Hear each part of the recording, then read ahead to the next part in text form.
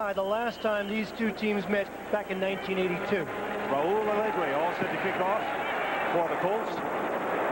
Kick is short to Gary Ellerson at the 16-yard line.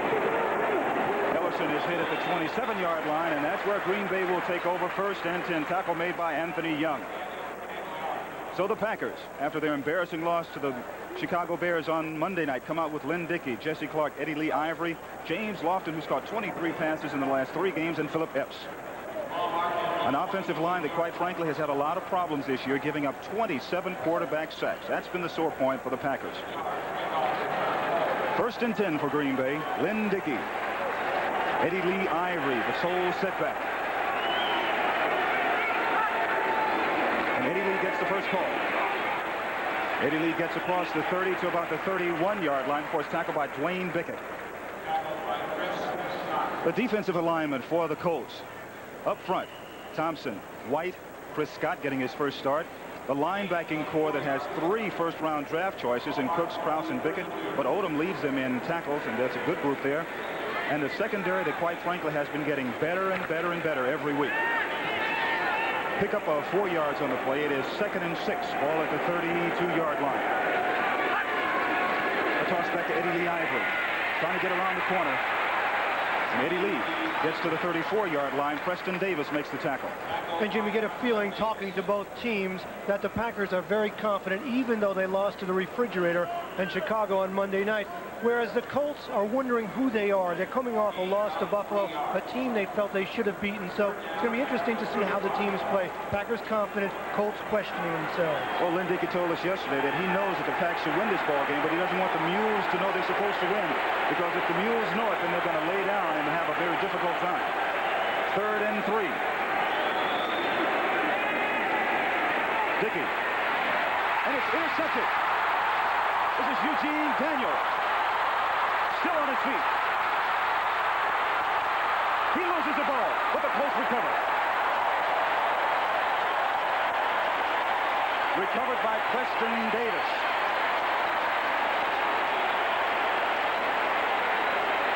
Watch Dickey here. He half rolls to get away from the rush. See him pulling out to the left side. Now Epps falls down. He's looking for Philip Epps. Watch this. Epps falls down, and Daniel jumps over and makes a good interception. And watch him return the ball here. He coughs it up when he's hit, but the Colts get lucky. They hold on at the end of this play. He fumbles, but the Colts come up with it. They have a great opportunity, Jim.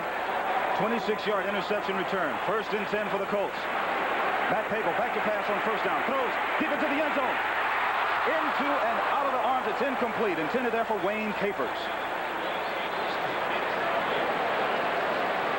And number 26 makes a good play. Tim Lewis, if he doesn't hit Wayne Capers, when he does, watch him right there, he'll catch that ball. But that little jolt at the end of the play saved a touchdown.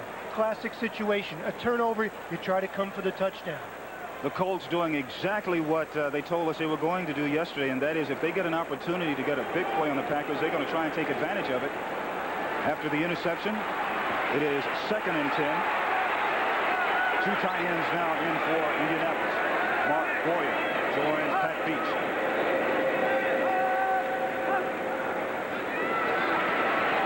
Baker throws. Incomplete. The nearest Colt receiver was George Wansley. And the boos are coming from Mike Pagel, who's had his problems last week against Buffalo. As you look at his stats for the year, Pagel only 7 of 22 for 78 yards, 2 interceptions, no TDs. This man needs to find his confidence if he's going to lead the Colts to any kind of scoring.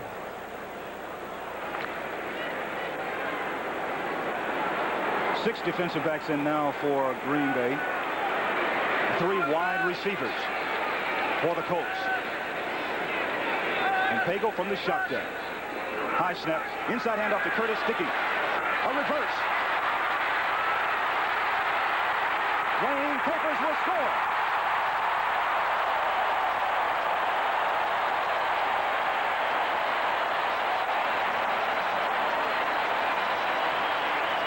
And John, it looked so easy.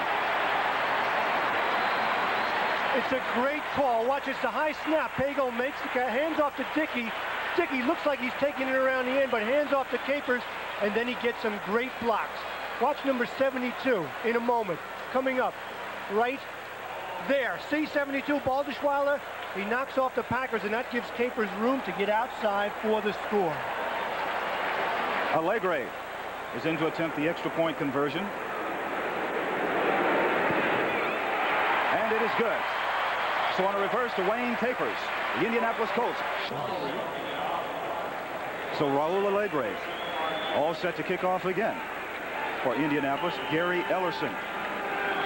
And Gary Ellis back to receive deep for Green Bay. This is Ellerson again, this time at the 10-yard line. Ellerson gets to the 20, to the 25, up to the 29-yard line. And the Packers will have their second series. Tackle there is made by Leonard Coleman. Remember last week against the Bears, the Packers had their opportunities with turnovers, but they didn't capitalize on it right here. Take a look at the turnover ratio going into today's game. The Green Bay Packers are even. They've taken the ball away as many times as they've given it away. Indianapolis is -2. See the teams that win, Jim? +14 for the Rams, +9 for Chicago. They are the teams that are undefeated. And one turnover today. Colts get it. They have a 7-point lead.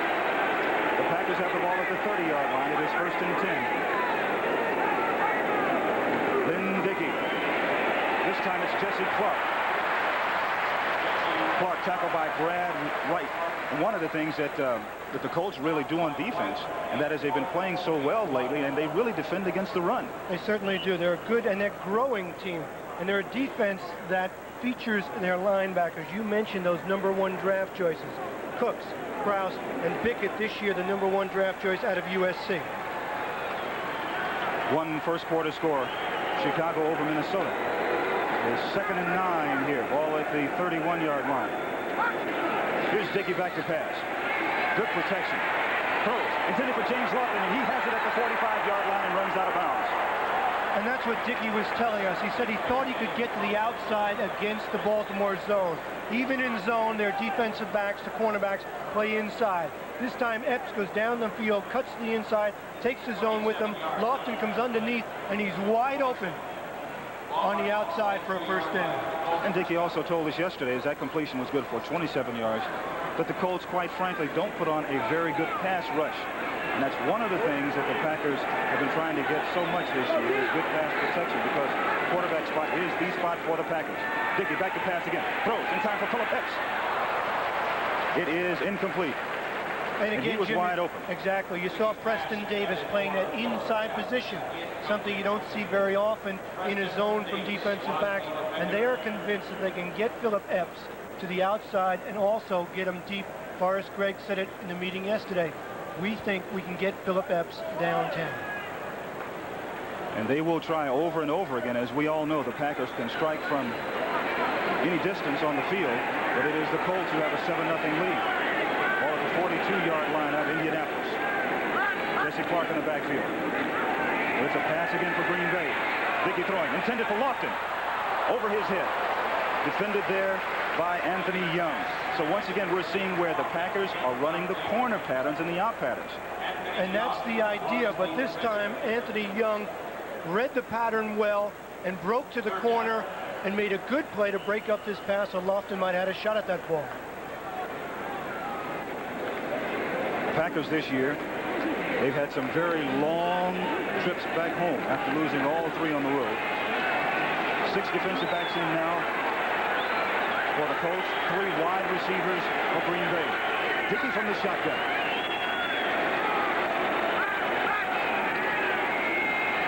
Again, good protection. Throws down the middle. Into and out of the hands of Preston Denard.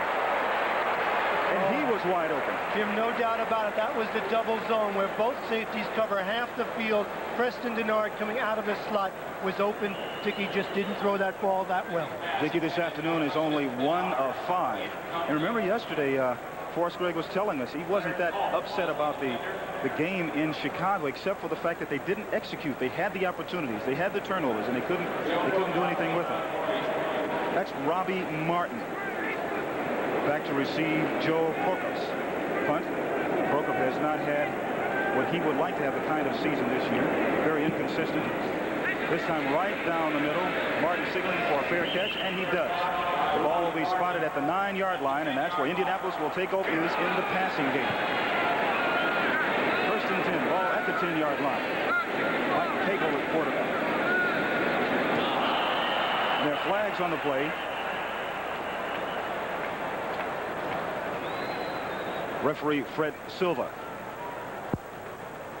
Offense, number 81. Ball start. Still 1st down. That's Pat Beach. Pat Beach just jumped offside. Take a look at him right here. He's down in his stance. The rest of the line is not down. They're waiting for Pagel to put them down. But Beach, just a little bit anxious, gets off the mark. Certainly the thing you don't want to do from your own 10-yard line. And it's now 1st and 15, ball at the 5-yard line.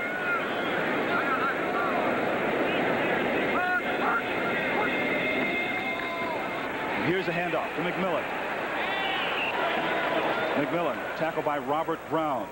Green Bay on defense, they have the 3-4. Robert Brown, who just made the tackle, Charles Martin, and Ezra Johnson. A linebacking core that has been pretty good this year. And a secondary that only has 2 interceptions, and they have really been struggling back in the defensive secondary for the Packers, trying to come up with interceptions. The team only has 5 as a whole. Pickup of only 1 yard. It is 2nd and 14. Ball at the 6-yard line. Here's the inside handoff to Wansley. George Wansley. Tackle made by Tom Flynn. Here's a young man who'll add a little spark to it. And George Wansley, 6 feet, 220 pounds, has really come into his own in a backfield filled with stars, Randy McMillan, Curtis Dickey. But Wansley is starting at halfback, and boy, did Murphy have to take on Wansley that time. Being so short and very well built, he has a good deal of speed himself. And Murphy found out about that then. It's now 3rd and 4. Ball at the 16-yard line of Indianapolis. Pagel back to pass. Throws. Great catch by Wansley. Wansley coming out of the backfield, tackled by John Anderson, but it is not enough yardage for the 1st down. It's short. The reason it's short is that the Packers pressured Pagel. They're telling him, we're coming with the blitz. Wansley makes a great catch, tips the ball, but comes up short. You see the yard marker there. He does not get the 1st down. Now we will get a chance to look at that's Tom Flynn back to receive for Green Bay. And we'll get a chance to look at the leading punter in the National Football League, and Robin Stark. He averages 46 yards a punt. This is Flynn at the 42-yard line. Gets into Indianapolis territory. He's tackled at the 45-yard line by Pat Beach. 1st and 10 for Green Bay. All at the 45-yard line of Indianapolis. The Colts lead it, however, 7-0. Dickey to pass. Sets up quick. Throws. Almost intercepted by Dwayne Bickett.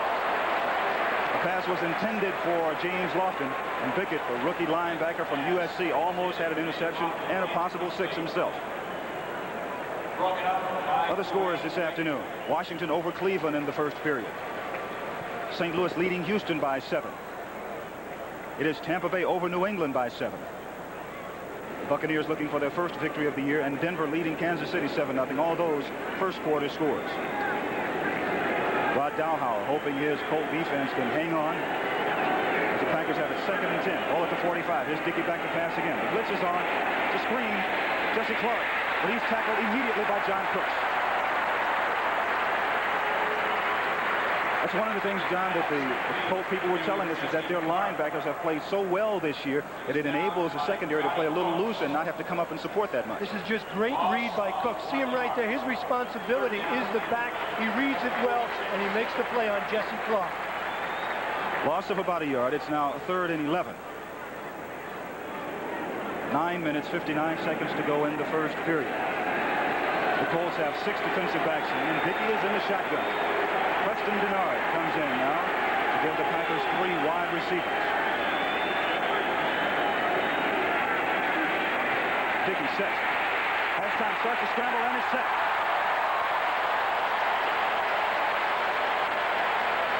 So Len Dickey had time. The Colts secondary were covering the Packers. Lamont Hundley comes in and makes the tackle. Interesting. You see where the rush is coming from, right up the middle. They know Dickey can't scramble to the outside, so they come up the middle, and then they contain him, and Dickey just has to swallow the ball. So that will make it a punting situation. Joe Prokop in for his second punt of the afternoon. Robbie Martin made a fair catch. His first punt return is back at the 15-yard line. Prokop handles the snap. Here's Martin at the 12-yard line. And the little guy gets up to the 19-yard line before he's tackled. And that's where Indianapolis will take over first. Louis has no excuses this week. Must-win situation for the 49ers. That's for sure. That's right after this ball game. Colts lead at 7-0. First and 10. Ball at the 19-yard line of Indianapolis. Pagel fakes the draw. A little confusion. Throws, and it's batted in his face by Brian Noble. Oh, the Packers had the blitz on, and Brian Noble blitzing from his inside linebacking position really put the heat on. And take a look at the confusion in the backfield. This certainly didn't help. You see the little fake right there to McMillan. Well, he bounces off. That takes time. And while he's looking for his receiver, Noble is right in his face. Right there. Number 91, the rookie out of Arizona State. Yesterday, Mike Douglas was telling us one of the things that they really want to do is on first down situations, confuse the young Colts, put a lot of pressure on them. Keep them in passing situations. No pickup on the play after the pass was batted down. Second and 10. Here's a handoff to Wansley. Wansley across the 20, across the 25 to the 29-yard line. Finally tackled by John Anderson as Mark Murphy comes over and covers him up. Good run there. You get an idea of why George Wansley is averaging close to 5 yards a carry. Watch this. He gets a good lead back there, right there from number 32. See McMillan roll down on Noble's legs, and then Wansley just does the rest himself. Wansley, who likes to run, also likes to talk. We asked him one question on Friday. He must have talked for 25 minutes. Very personable, comes from a very large family, 6 brothers. They're all running backs. George is running here for the Colts this afternoon. Inside handoff. This is Randy McMillan. McMillan tackled by Mike Mad Dog Douglas as he crosses the 30-yard line to the 32. Now they have a good offensive line. Take a look at the guard, number 66, Ron Salt, second year out of Maryland. Pulling right there, gets a good block on Douglas, but Douglas spins off to grab on for the tackle. Good play by Douglas. It's only a pickup of 3 yards. 3 wide receivers now in for the Colts. Pagel, quick snap, sets up, throws, complete to McMillan. Oh, and McMillan is met head on by Mark Lee. Just short of the first down by about a yard. The winless Tampa Bay Buccaneers. They have a 2-touchdown advantage now over New England in the first period. Washington over Cleveland by 14 points. Buffalo leading Philadelphia 7-0. The Bills defeated Indianapolis last week. Denver over Kansas City 10-0. Chains have been brought onto the field to measure for the first down. And as you can see, it is short. It will be 3rd and inches. And the Packers are looking to the sideline to see if the refrigerator is coming in. No, that's next week. Oh, that's next week. That's right. That was last week and next week. Well, they weren't laughing about that, were they? Not Monday night. They sure weren't. But the thing they have to be concerned about today is not overlooking the Colts to the Bears next week. And that's one of the dangerous things about playing a good team like that within a 2 or 3 week period. 3rd and inches. Here's a handoff to Wansley again. Gets away from one, but he can't get away from Tom Flynn. Tom Flynn, second-year man, comes up, makes the tackle behind the line of scrimmage, and that will force the Colts to punt. Good penetration by Flynn, also a good tackle. You see him keep his head up, wrap his arms, and hold on, because Wansley is the type of back who can bounce off you and make that first down. Good penetration. Right there, and then watch Flynn. See number 41, watch him come up, keep his head up, hold on. That's the important thing. Hold on and bring down Wansley to prevent the first down. There's Flynn back to receive the punt of Ron Stark. Good high booming punt by Stark. My, Flynn at the 7-yard line.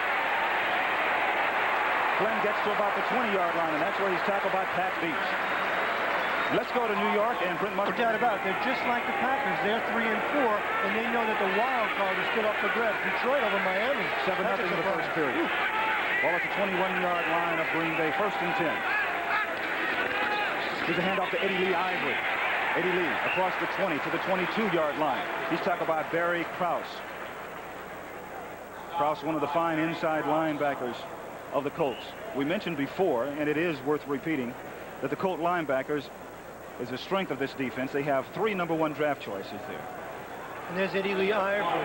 Remember what Forrest Gregg said to us yesterday? He's looking for production from Eddie Lee Ivory and Gary Ellis, or else we may see Ellis. Then Forrest issued a challenge to his running backs to perform this afternoon, or else. Here's Dickey back to pass. Protection again. Throws to the far sideline. The pass is intended for Phillip Epps, and he's knocked out of bounds by Preston Davis. Good defense by the young Colts secondary man. Was he pushed out is the question, and did he hold the ball? Take a look at it again. The Colt fans don't like it. Epps is up, right? Would he have come down inbounds? I would say so. See the left? Well, very close. He got some help from the defensive back. The referee saw it as though his momentum would have brought him down inbounds. Wait, they're changing the call now. No, they're bringing it back. It was ruled at first incomplete. But what you said was very true. It is a judgment call, and if the official had thought that Epps would have come down inbounds, then it would have been a completion. And that's what they're explaining right now to Forrest Gregg.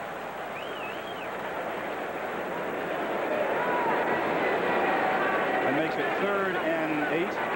Ball at the 23-yard line. 6 defensive backs in now for Indianapolis. Dickey from the shotgun. The Packers with 3 wide receivers. Dickey throws. It's intercepted. Eugene Daniel. The Colts' 2nd interception of the afternoon. And Daniel slides down. He's safe at the 32.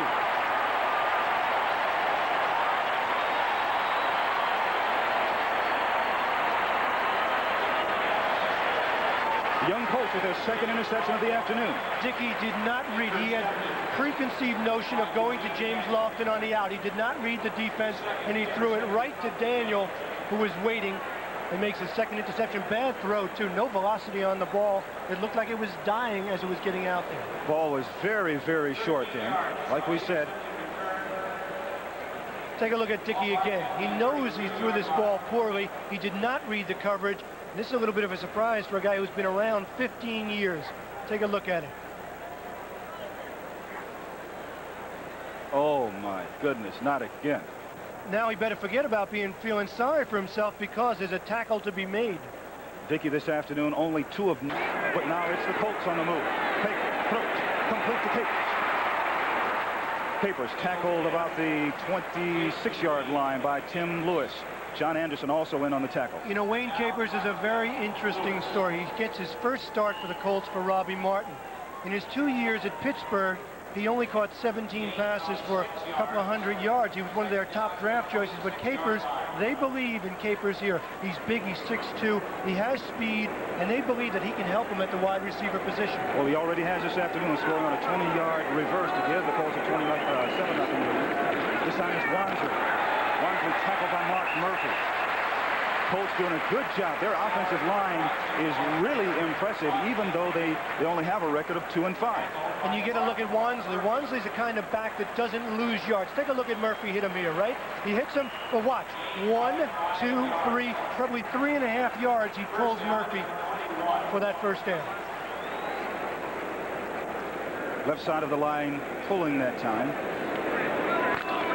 Doubling Wansley to pick up enough yardage for the first down.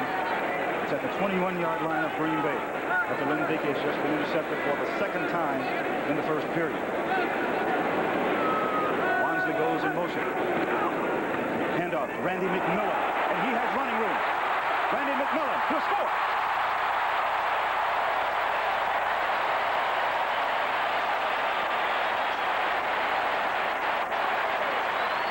21-yard touchdown run by Randy McMillan. And one of the great things about it is that Wansley went in motion. He was covered by the defensive back and just kept on running, ran him right out. Take a look at number 72, right side of your screen. See number 41, Baldishweiler takes down number 41, Flynn, and that allows McMillan to take it all the way in for the touchdown. Great block. And Baldishweiler, you may recall, on the Capers reverse, got the big block also, so they ought to give him part of those 2 touchdowns. Well, we see right now here in the first period, 4:18 left, why the Colts like to run so much. They have fine running backs. They have good offensive line. You mentioned it before. They're very good at run blocking, and they know that's where their bread and butter comes from. And right now, that bread has a lot of butter on it. Yes, it does. To the tune of 13 points. Raul Allegre will try to make it 14.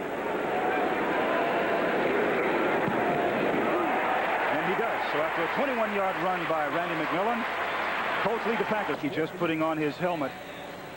Just suffered his second interception of the afternoon. And the Colts converted. 3 plays, 32 yards. Capped off by a 21-yard touchdown run by Randy McMillan. Raul Allegre all set to kick off for Indianapolis. Another short kickoff. Ellison at the 16-yard line. He stepped out of bounds. Gary Ellerson stepped right out of bounds. So you can really count this as the 3rd big mistake by the Packers this afternoon. Mistakes everywhere. Take a look at his left foot, and you'll see he went out of bounds just about the 16-yard line. See his left foot right on the white. The referee was right there and called it. So Gary Ellerson, who Forrest Gregg said he would like to see in action this afternoon from the running back position, certainly doesn't like what he has just seen. And the Packers have the ball at the 17-yard line. 1st and 10. They trail the Colts 14-0. 4:11 left to go in the first period. Philip Epps in motion. The draw play to Jesse Clark. Clark first hit by Dwayne Bickett, and he gets nowhere except about the 15-yard line. Let's go to Brent Musburn for Steve Bartkowski. Upset there in the making. Upset here in the making. Colts leading the Packers 14-0 as a result of 2 interceptions by Lynn Dickey. Here's a draw play to Jesse Clark. Flag goes down. Clark gets to the 22-yard line. He's tackled there by Donnell Thompson. And it's a question of Lynn Dickey finding his confidence now. Jim, you know the season that he's had. Remember the opening game when he's coming off that stretched spinal cord, and then the bruised hand. And after that, the loss of motivation, the talk of burnout. And last week against Chicago, the thigh problem. So Lynn Dickey has had a year that you wouldn't wish on any quarterback. But right now, he's healthy. We saw him last night. He appeared to feel as good as he's felt. Offense, number 68, holding, half the distance to the goal line. Greg Cook was called for holding, but Dickey, when we saw him, appeared as healthy and spry as he's ever been. As you take a look at the right side of your screen, Greg Cook does not help the situation, number 68. See him right there, right side of your screen. He's grabbing on. See his right hand? So he's got a hold of the jersey right there, and that's the penalty. So the Packers have made one mistake right after another this afternoon. That's why they trail 14-0. That's why they have the ball 2nd and 18 at their own 9-yard line. And here's Dickey. Back to pass from his own end zone. Set, throws. Complete to Paul Kaufman. Kaufman to the 27-yard line. And it looks like it may be enough yardage for the first down. Brad White making the tackle. Now, Kaufman and Lynn Dickey are roommates. They used to be the bread and butter. Kaufman comes around the linebacker. Bickett doesn't go with him. But watch Kaufman after he catches the ball. The big, strong man fighting for some extra yards, and it's very, very close. He got the first down, Jim. Tom Flynn has left the ball game with an ankle injury to his left ankle. It is not known if he will return. That pass completion is good for 18 yards. And it is enough yardage for the first down.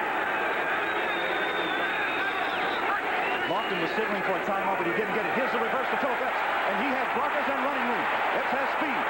Behind Dickey, who throws a block. Epps down the near sideline. Good move, back to the inside. Epps is still on his feet, but the officials are ruling that he stepped out of bounds. Epps goes into the end zone, but back at the 48-yard line, the officials are ruling that Philip Epps stepped out of bounds. So it's all 4-0. First we see the Colts run a reverse. Capers scores a touchdown. Philip Epps is heartbroken because he's looking back and he knows they've called him out of bounds. Take a look at it here.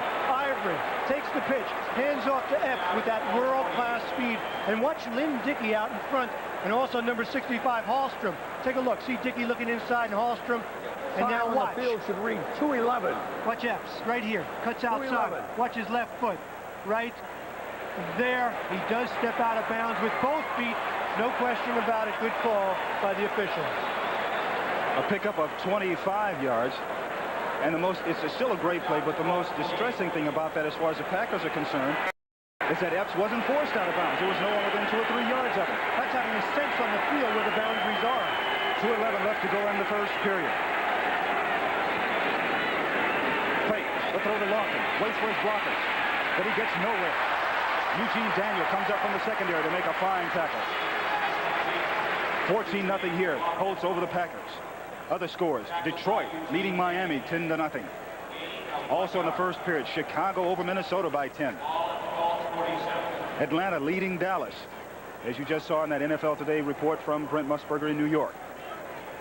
It is St. Louis over Houston by 10, first quarter. Ooh, Detroit. That's a surprise. Detroit, of course, beat San Francisco last week. They look like they're for real. They're a feisty bunch, as is this Colt team that leads the Packers by 14 points.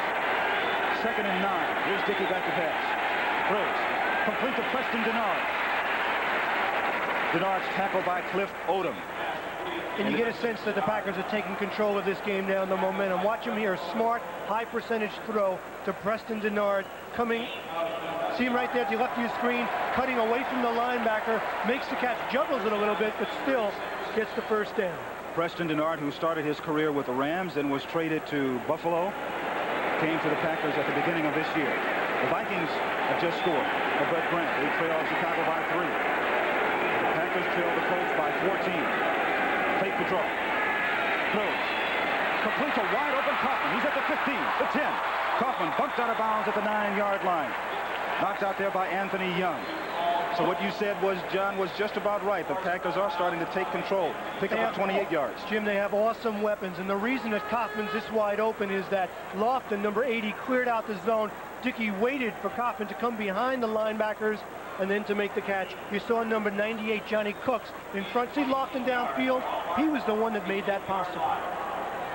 The Packers here doing a combination of things, knowing that the Colt cornerbacks like to play their zone and fall off to the inside. Following Lofton to the inside, had it wide open for Kaufman. First and goal. Ball at the 8-yard line. That's Epps in motion. Dickey rolling, looking into the end zone. Throws. Kaufman makes the catch. Touchdown, Green Bay. And what hands by Kaufman. That's his 5th touchdown of the year.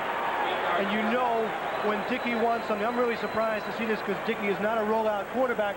But Kaufman makes this play. He goes down and snatches this ball off the carpet. Take a look at this, folks. Right there. See it? And Dickey threaded the needle to get it through about 4 or 5 Colts who were in his vision. And the Packers back in this game. Al Del Greco in to attempt the extra point conversion.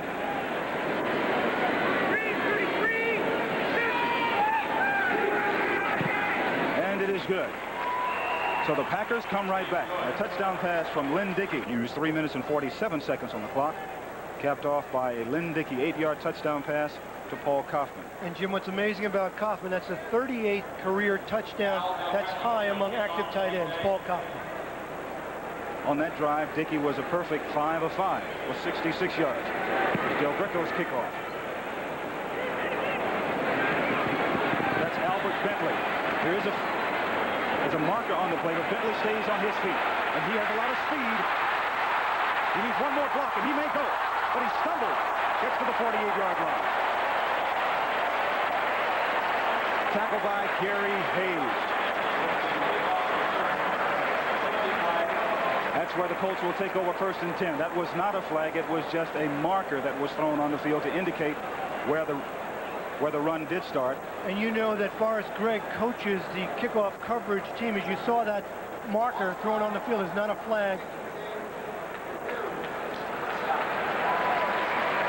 And here they come back to make the tackle. And you're right, Gary Hayes makes the tackle right here. Well, here's right there. Hayes gets a piece and knocks down the runner.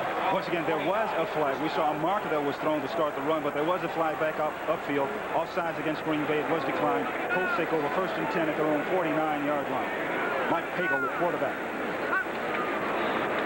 Pagel taking to McMillan. Rolling to get away from pressure. Stops. Throws. Almost intercepted by Tim Lewis. Ball was hit, deflected right at the line of scrimmage. It looked like big number 94, Charlie Martin, the nose tackle at 6'5". Take a look at him. He's chasing Pagel out there. Stops. And someone gets a hand. It is Martin, and the ball is deflected, almost intercepted right there. So Tim Lewis, the third time that both teams get back to the finals, the third consecutive time. But they will have met in the championship. But now, we have the Colts leading the Panthers. 14-7. Pagel throws down the middle, and it is complete. Matt Bosa, who last week against Buffalo was the only wide receiver to catch a pass for Indianapolis, and that's one of the reasons why he's starting this afternoon. And that's with man-to-man coverage. Number 27, Gary Hayes, right there. See me on screen. He is with Boozer all over the field, but Boozer just runs by him and makes the catch. Look at it right there for a good gain. The Colts have good field position when we come back. But now the Colts have the ball 1st and 10. Ball at the 11-yard line of Green Bay. Inside handoff is Randy McMillan. He scored once. He gets down to about the 6-yard line. Tackled by Mike McLeod. You see McMillan put his shoulder down there and take it to McLeod. Let's take a look and see what's happening around the rest of the league, Jim.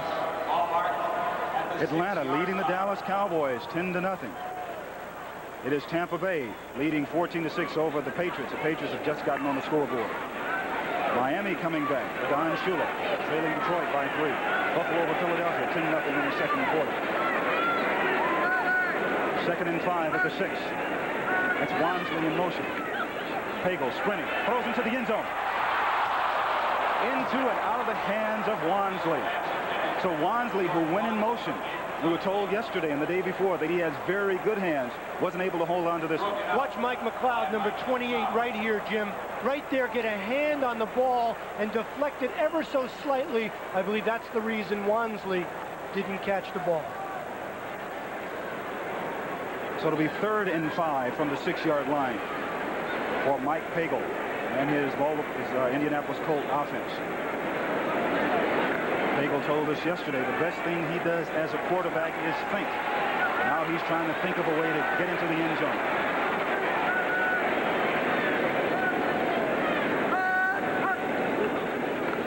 Takes the handoff to Wansley. Gets away from pressure. Which throws into the end zone. Almost intercepted. Intended for Pat Beach. It was Mark Lee defending for Green Bay. Pagel on the scramble. He's not a great scrambling quarterback. Does not have an overpowering arm. Here he's throwing to a lot of traffic. He's looking for Beach. But you said it right there. Beach goes up. Lee gets a hand on it and knocks it away. So with the incompletion, that will force a 4th down and a field goal attempt by Raul Alegre. The ball will be spotted at the 15, rather the 14 now. It'll be a 24-yard field goal attempt. And Alegre is perfect from this distance so far this year. And he saves that way. Raul Alegre, a 24-yard field goal. Afternoon for the Packers. They trail the Colts 17-7. That's Alegre, who just kicked the 24-yard field goal. High but short kickoff. This is Gary Ellis, about the 10-yard line. Hurdles his way over the 25 to the 29-yard line. That's where the Packers will take over 1st and 10. The scoring drive for the Colts, 6 plays. They go 45 yards, used 1 minute and 35 seconds on the clock. Once again, capped off by the Raul Alegre 24-yard field goal. 21 yards on the return. And you get a feeling that Lynn Dickey has found his stride. 5 for 5 on that last drive. And Dickey now has his rhythm. And when he has his rhythm, The Packer offense, especially through the air, can score on anybody. Eddie Lee Ivory in the backfield now, the lone setback for the Packers. And he gets the toss back. Eddie Lee to the 34-yard line. Tackled there by Barry Krause. Krause, one of 3 #1 draft choices for the Colts at the linebacker position. Dwayne Pickett, Barry Krause, who just made the tackle, Johnny Cooks. But Cliff Odom is the leading tackler there with 84 tackles. Krause in his 7th year out of the University of Alabama. Pick up a 5 yards on the play. 2nd and 5. Ball at the 35. The toss back to Eddie Lee Ivory again. He's in trouble. Good secondary action from Eugene Daniel, who has an interception along with Dwayne Pickett. And great reaction by Dwayne Pickett. Take a look at the right side of your screen. It was though Pickett knew from his scouting report that that ball was coming. See him turn Ivory back inside, and then Daniel underneath to make the tackle. We have an injured Packer player on 10. 3rd and 7. 6 defensive backs in now for the Colts. The Packers from the shotgun. Philip Epps in motion. Epps going across the field. Dickey looking. Throwing deep. Over the hands of Jesse Clark coming out of the backfield. So the Packers then looked like they tried to set up a little pick play to get Jesse Clark free, but the ball was a little too long for him, incomplete. And Dickey had to throw the ball. You saw him getting up from the turf there. He was hit just as he threw that ball. He wanted to wait a split second longer and lay it out there, but he didn't have time. That forces a punting situation. Joe Prokop in to punt now for Green Bay. His longest this afternoon, 40 yards. And Robbie Martin, young man picked up from Detroit, back to receive for the Colts. Low line drive. Martin will have a chance to return it from his own 30. Good block up the far sideline. It looks like the ball pops loose. The Packers are indicating that they have it, and they do. So Robbie Martin fielded the low line drive punt at the 30-yard line and got belted good right in front of the Packer bench. Gary Hayes comes up with a fumble recovery. See number 71 right there? Mark Shoemake rips his arm away, and then Hayes comes up with the recovery, and the Packers have the ball back in pretty good field position on their own side of the 50-yard line. They certainly do.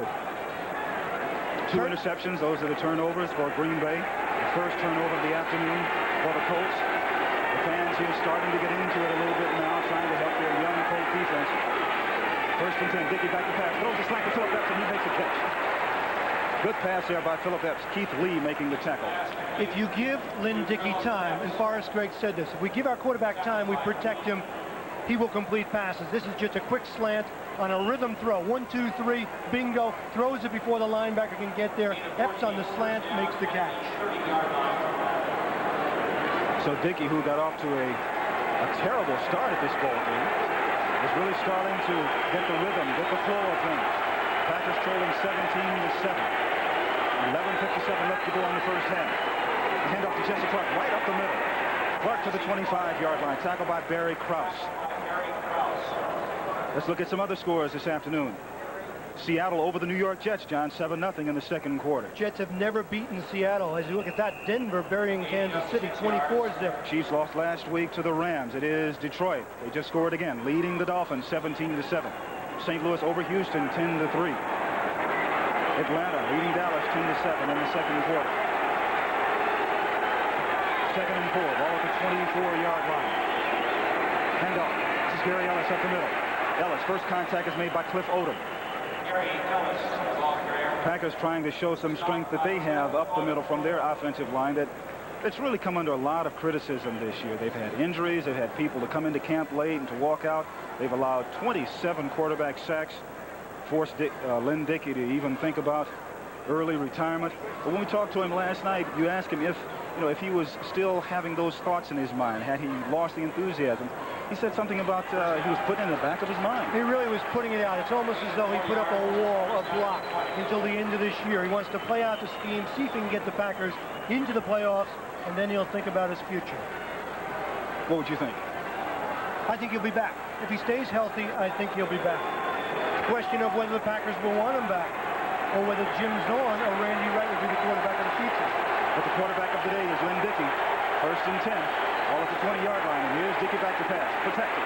Throw. The ball is batted at the line of scrimmage by Cliff Odom. Intended for Paul Kaufman, who was wide open. You saw Kaufman jumping up and down. But Cliff Odom, 6'2", 236 from Texas Arlington, knocked it down. Take a look at the left of your screen. You'll see Odom. But watch Dickey. He throws this ball. He has Kaufman wide open. And after Dickey throws the ball, he does the same thing Kaufman does. He bangs his hands on the ground. See the left side of your screen, because the ball would have been a completion for a good game. Kaufman, the all-pro tight end. Dickey told us yesterday, he said, we've got to get the ball to Paul. We've got to get him involved more in the offense because the Colts play a lot of zone on defense. 2nd and 10, ball at the 20. 10:45 to go in the first half. Dickey to pass. Throws. Complete to Jesse Clark out of the backfield. Clark runs down by Barry Krause.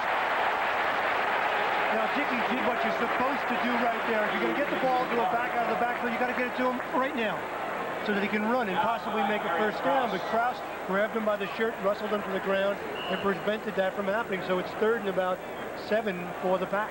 I remember Forrest Gregg telling us that what the Packers have to do today is to be very, very patient. Have to force the Colts on defense to make mistakes because they play a zone so well that you can't get a lot of big plays on. 3 wide receivers now, Jeff. 6 defensive backs now for the Colts. 3rd and 8, and Dickey's in the shotgun. The blitz is on. Right up the middle comes Glasgow. But he throws complete to Preston Denard. Denard knocked out of bounds at the 11-yard line. But you see Denard go like that because he knows he's short of the first down. If you're going to complete a pass in this situation, well, you might as well complete it for a first down. This is just a receiver's problem. He should know where that first down is and get enough yards. Perfect throw by Dickey. And see him right there, just about a yard short of the first down. Leonard Coleman was defending for the Colts, and that's one of the reasons why Denard had to break it off, but he should have run his pattern a little bit deeper and then come back. But Al Del Greco in to attempt a field goal. The ball will be spotted at the 19. This will be a 29-yard field goal attempt.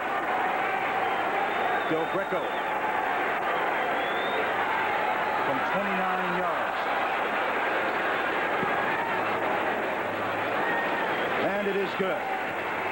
29-yard field goal by Al Packer kickoff. Del Greco, who just kicked a 29-yard field goal, kicking off. This is Robbie Martin at the 1-yard line.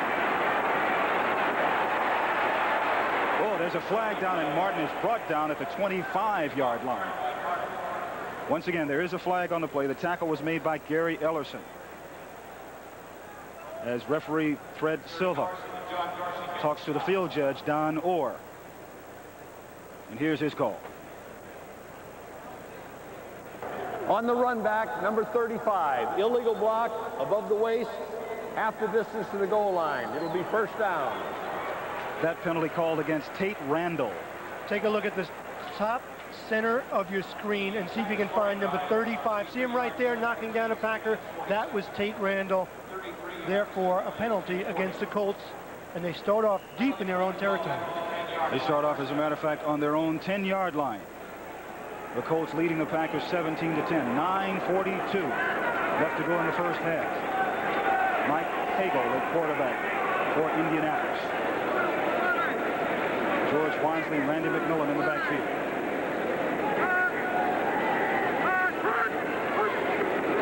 Handoff to McMillan.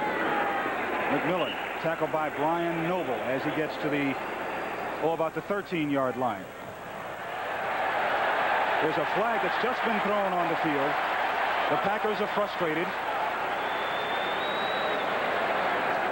I think this is going to be a delay of game call against Green Bay for spiking the ball.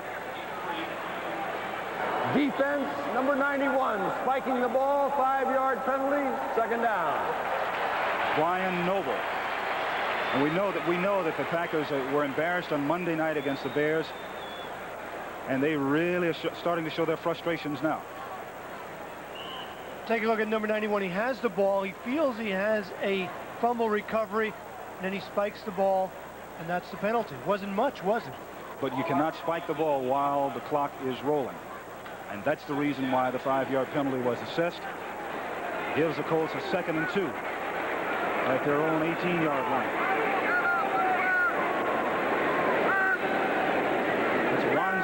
Ellison. The handoff goes to McMillan.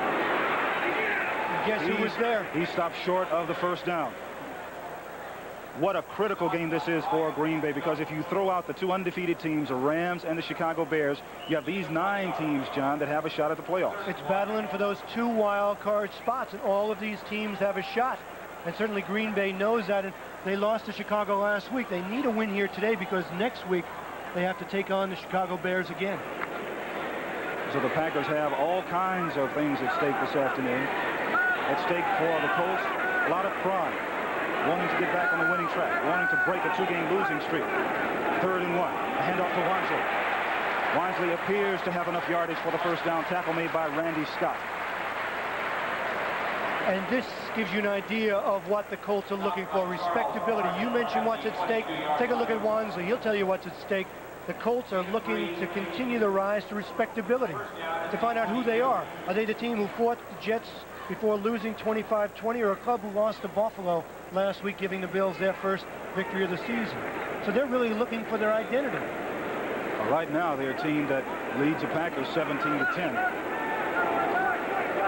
But they're on their own 22-yard line, 1st and 10. Here's Pagel back to pass. Good protection, throws. Complete to Wansley out of the backfield, but he's tackled by John Anderson. Scores. Detroit. The Dolphins are coming back for Don Shula. 17-14. Denver really rolling over Kansas City. Dallas on top now. They've finally taken the lead against the Atlanta Falcons.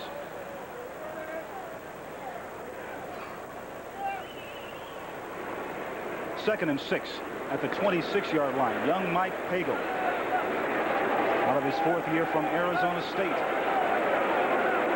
Randy McMillan and George Wansley in the backfield. That's McMillan in motion. Handoff to Wansley. Wansley stumbles and gets to the 30-yard line before Mike Douglas and Brian Noble make the tackle. It was interesting when we were talking to Mike Pagel about his backs, Wansley, McMillan, and Dickey. He said, you know, I've really been spoiled in college when I was at Arizona State with Darryl Rogers. I had Gerald Riggs and I had Robert Weathers. So I've always had good running backs to take the heat off me as a quarterback. And Pagel is a young man who we mentioned earlier says the best thing he does is think. He also said the quarterback that he admired the most when he was growing up was Fran Tarkenton. He knows he can't scramble like Fran, but he admired him. 3rd and 2. Pagel to pass. Blitz is on. Good protection. He throws. Complete out of the backfield is Matt Bosa. Tackle made by Tim Lewis. You know, Chip Myers, the receiver coach for the Colts, described Matt Bosa as a Dwight Clark type of receiver. Big, rangy, knows how to find the open spot, which he does right here, and knows how to use his hands to catch the ball, and that's exactly what he does for the first down. Another reason why they have Bosa in the starting lineup, they told us that he may not be the fastest receiver in the world, but he knows how to get open and he knows how to catch the ball. And that's what they need now, some productivity from their wide receiving corps. Good enough for the first down. The handoff to Wansley, trying to get wide. The Packers stretching it out. Mark Murphy and Guy Prather coming up to make the tackle. You talk about that receiver corps for the Colts. Today, Wayne Capers starts for Robbie Martin. Matt Bosa starts for Ray Butler. And Butler, of course, in his 6th year out of USC, has always been the big wide receiver for the Colts. But they told me before the game that Butler has just not been doing it for them in the games. And they need to find some productivity, as you mentioned, at the wide receiver. But in reality, this is a very, very average core of wide receivers. But on the other side of the coin, when I talked to Butler, he said that he was being used as a scapegoat. So you're always going to get both ends of the spectrum when you talk to two people about someone who's been benched and replaced by another. Fake the drop. Pagel throws. Complete to Bosa again. Tackled by Tim Lewis. Well, Bosa may be proving the coaching staff right as he continues to catch passes here. He was the only receiver to catch a pass last week against Buffalo. And Butler, coming into today, had only caught 16 passes in 6 games. So it's not exactly an awesome performance by Butler. Bosa's doing the job today for the Colts. Bosa is a big target. And as we saw him in practice on Friday and Saturday, catches the ball very well. People talk about he catches it with his hands. The only thing is that you catch it, period. 1st and 10, ball for 49. Inside handoff to McMillan. He gets inside the 45 to about the 44-yard line. Alfonso Carricker and Randy Scott making the tackle. Randy McMillan. It's kind of strange yesterday when we were talking to McMillan, and he was talking about the Packer defense, and he said that, you know, I don't think that Mike Douglas is as aggressive as he used to be. Douglas used to run all over the field. And if you notice, when McMillan ran his 21-yard touchdown, it was around the end where Mike Douglas plays his linebacking position. You better not tell that to Mike Douglas. You know what an emotional player he is. Douglas has been trying to lead the pack, but they get by Douglas again. Douglas came up, forced McMillan to the inside. Tackle made by Mike McLeod. And you know, McMillan was telling us yesterday that his ankle is still not 100%. Boy, you'd never know it right here as he bowls over the safety, Mike McLeod, right there for some extra yards. First down. And this is really a fullback-oriented offense, much like the Pittsburgh Steelers were in the 70s with Franco Harris. They revolved their offense around Randy McMillan, number 32, not Curtis Dickey, number 33, who we've seen very little of today. And they all have the greatest amount of respect for Ray Donaldson, the 6-year veteran center. That's one of the reasons why they like to run up the middle. But this time, they decide to pass. Throws. Knocked down by John Anderson, who almost had a chance to intercept it. Anderson blitzing from his outside linebacking position. Knocked the pass down by Pagel. And Anderson's one of those big linebackers, 6'4". Watch him right here. Keeps his composure, and at the last minute, jumps, knocks the ball up in the air, and you know, it almost came down in his hands.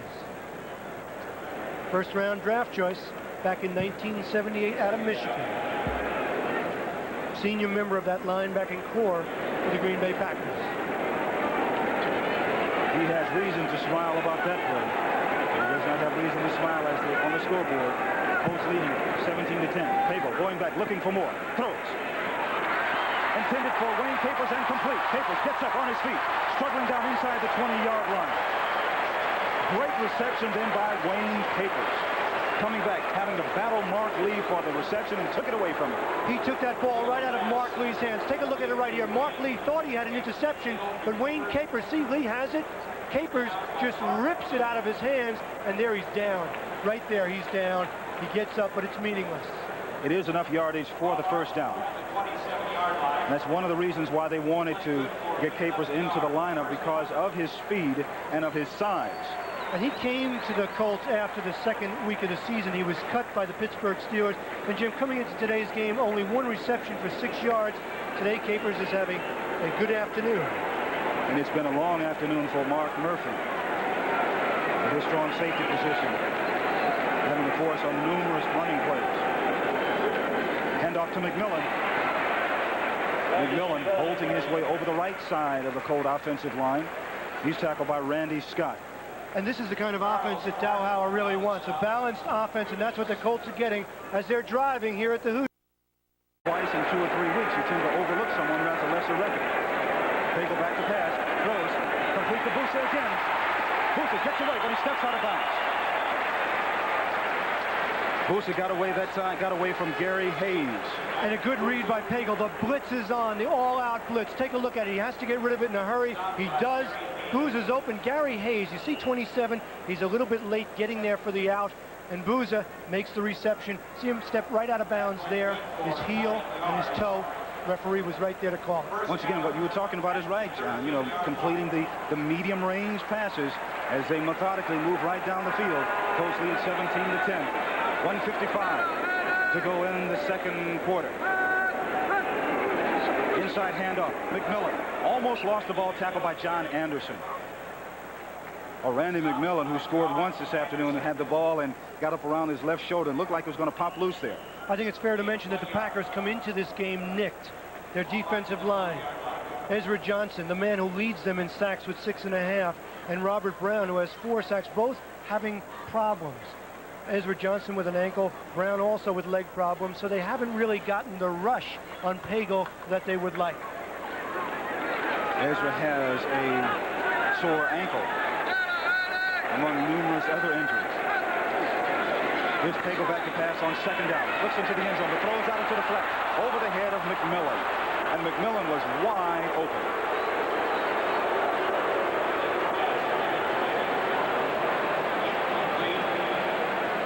mean, he was wide open. Could have picked up maybe enough yardage for the first down because there was no one within 2 or 3 yards of him. He was forced to throw that ball a little bit higher, but it was a question of touch. Had he just touched it out there rather than put so much velocity on it, he might have had a completion. Rod Dowhauer is a young man who came in here with a background of passing, but as he told us yesterday, now that he's a head coach and not the offensive coordinator, he has to worry about the entire program. That's why he's trying to build his defense first. He wants his offense to get into the end zone now. Pager, look, throws, complete to Wansley. Wansley gets inside the 10 to the 9-yard line, met there by Anderson and Brian Noble again. He actually wanted his tight end. Someone run out of their shoe on the turf. He actually wanted his tight end, Pat Beach, over the middle, but he was covered as Anderson ran out of his shoe. Raul Alegre 3 yards on the play. comes in now. But and field position as well as anyone in the National Football League. But right now, Dickey has to watch and see what happens with this field goal attempt by Raul Alegre. This will be a 27-yard field goal attempt. He's already connected from 24 yards.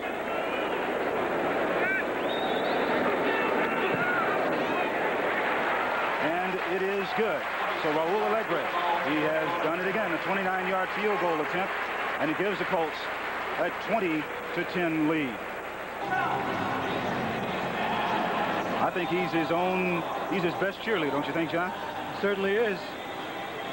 Yes. You think he won the Get a 27-yard field goal. Another short. This is Gary Ellerson at the 12-yard line.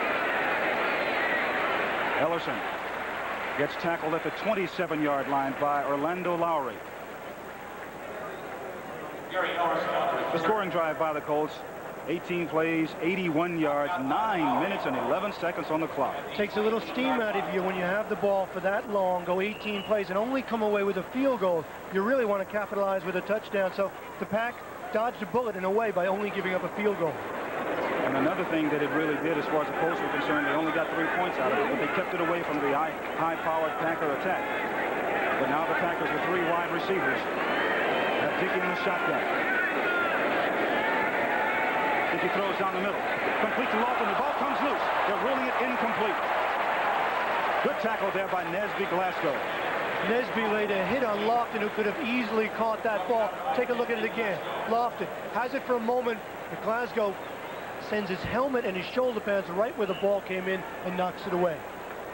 Nesby Glasgow, really the veteran in the secondary for the Colts. He's in his 7th year. Eugene Daniels in his 2nd year. Anthony Young is a rookie, and Preston Davis from Baylor is in his 2nd year. The 2nd and 10 at the 28-yard line. 3 wide receivers for Green Bay. The Colts with 6 defensive backs. The screen to Jesse Clark. But he's caught from behind. Jesse Clark caught from behind by Chris Scott.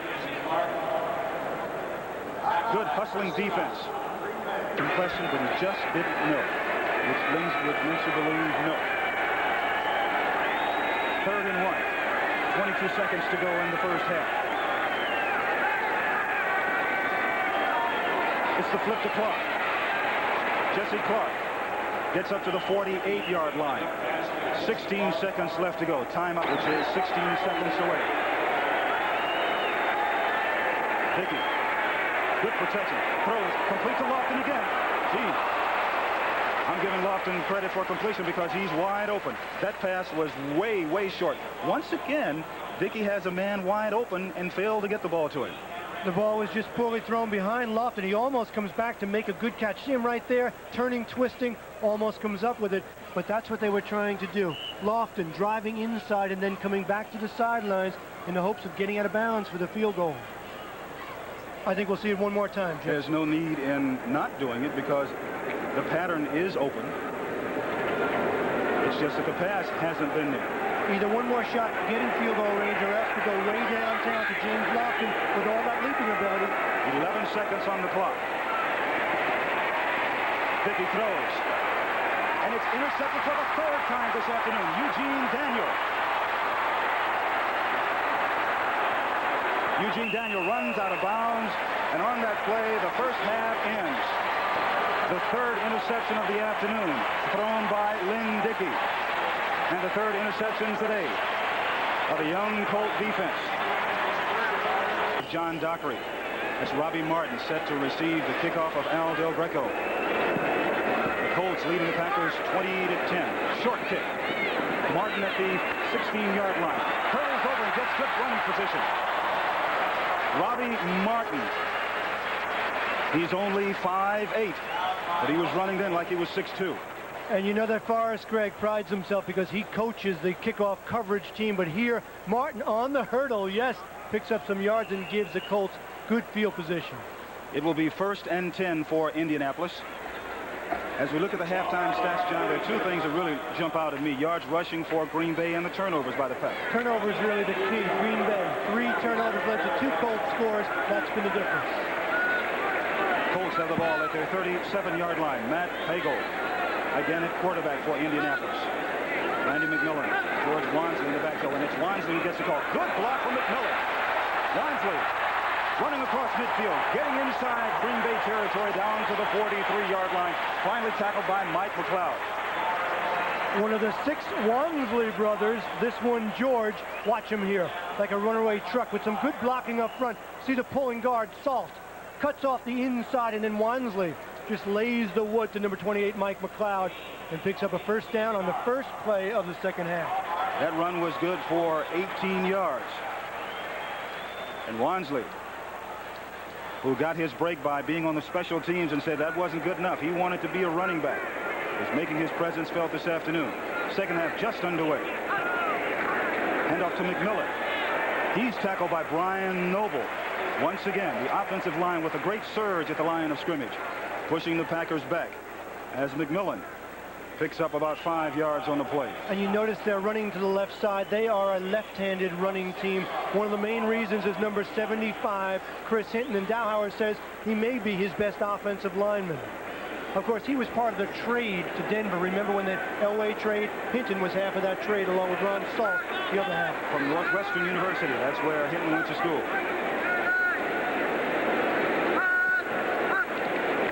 Pagel, the throwback from McMillan.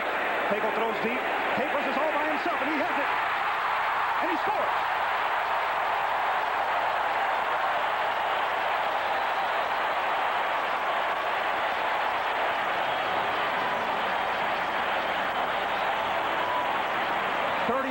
Yards.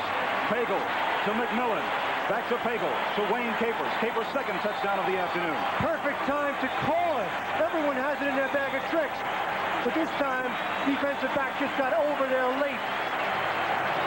And Capers takes it in. Everybody has those kinds of plays in their bag of tricks, but they waited to the right time. They were moving the ball on the ground. So what do? They fake the run, and they pitch back to Pagel. He hits Capers, touchdown, and the Colts come out with a surge here.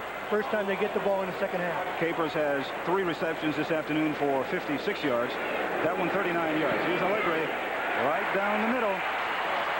So the Colts open up with a bat. But the Packers on defense got caught napping. Raul Allegre all set to kick off. Gary Ellerson is back.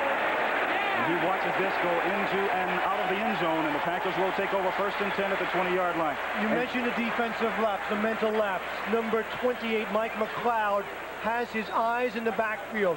He sees McMillan get the ball. He reacts to safety. You'll see him on the left side of your screen here in a moment. He gets there late.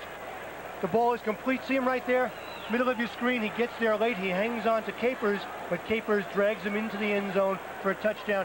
That is having your nose in the backfield where it shouldn't be if you're a defensive back. 3 plays, 63 yards. Touchdown pass to Wayne Capers. Colts lead at 27-10. Lynn Dickey's the quarterback. Hands off to Eddie Lee Ivory. Packers haven't had a lot of success running this afternoon. And they don't have much on that play. Tackle made by Brad White. I mean, the Packers coming out of the locker room. If they could have held the Colts, they were down by 10. Dickey's a man who can put 10 points on the board in no time. All of a sudden, they had the steam taken out of them by that big play to Capers, and now they trail by 17. And it's going to be an uphill battle this afternoon for the Packers. as they fell behind 14-0. Now they're down by 17, 27-10. Second half just getting underway. Hand off to Jesse Clark, bolting over the right side. But there's that fine core of Colt linebackers led by Barry Krause and Cliff Odom. Other scores this afternoon in the second half. It's Buffalo over Philadelphia, 17-0. Look at this. Tampa Bay, they trailed New England 16-14 in the third quarter. Denver over Kansas City, 27-10 in the third quarter.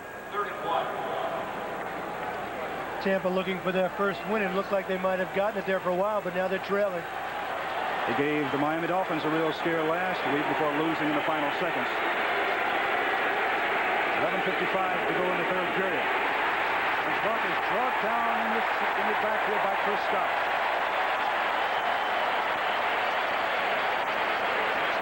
And you know what? On that drive, 3 running plays by the Green Bay Packers.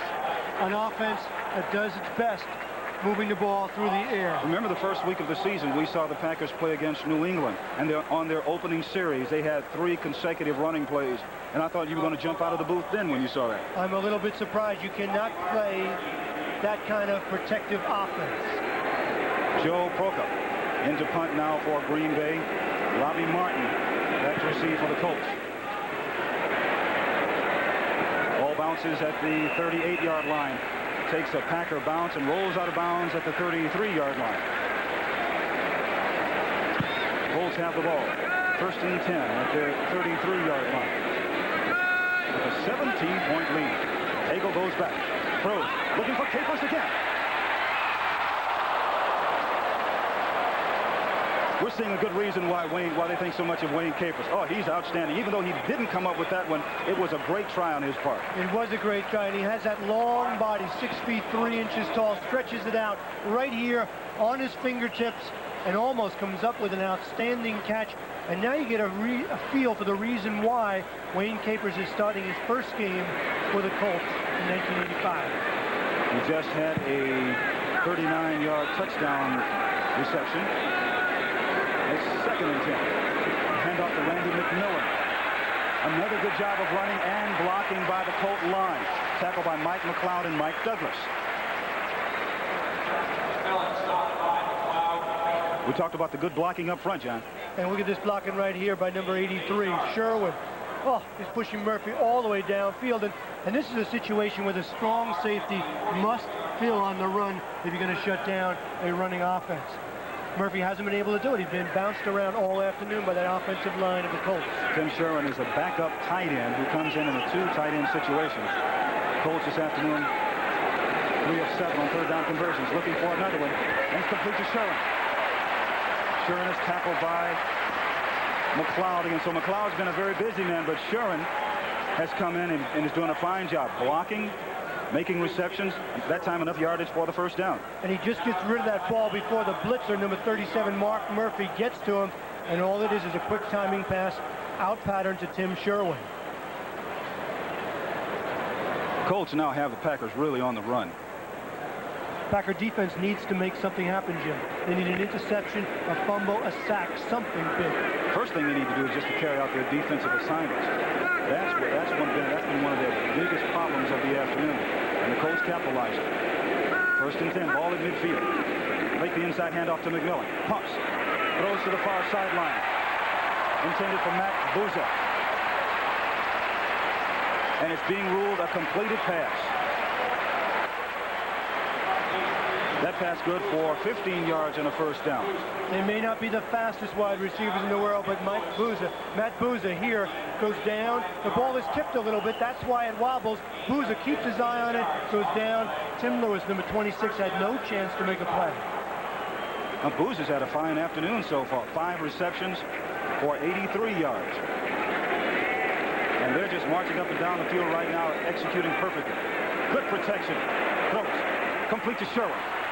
Sherwin knocked out of bounds at the 30-yard line by Tim Lewis.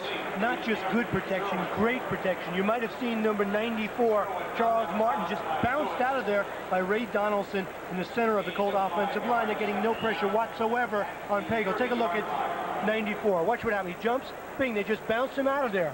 A solid wall for the Colts, giving Pagel all the time in the world. And I must say that after talking to the Packers yesterday, I really believe they were taking the Colts for granted. You know, they seem loose, relaxed, and confident.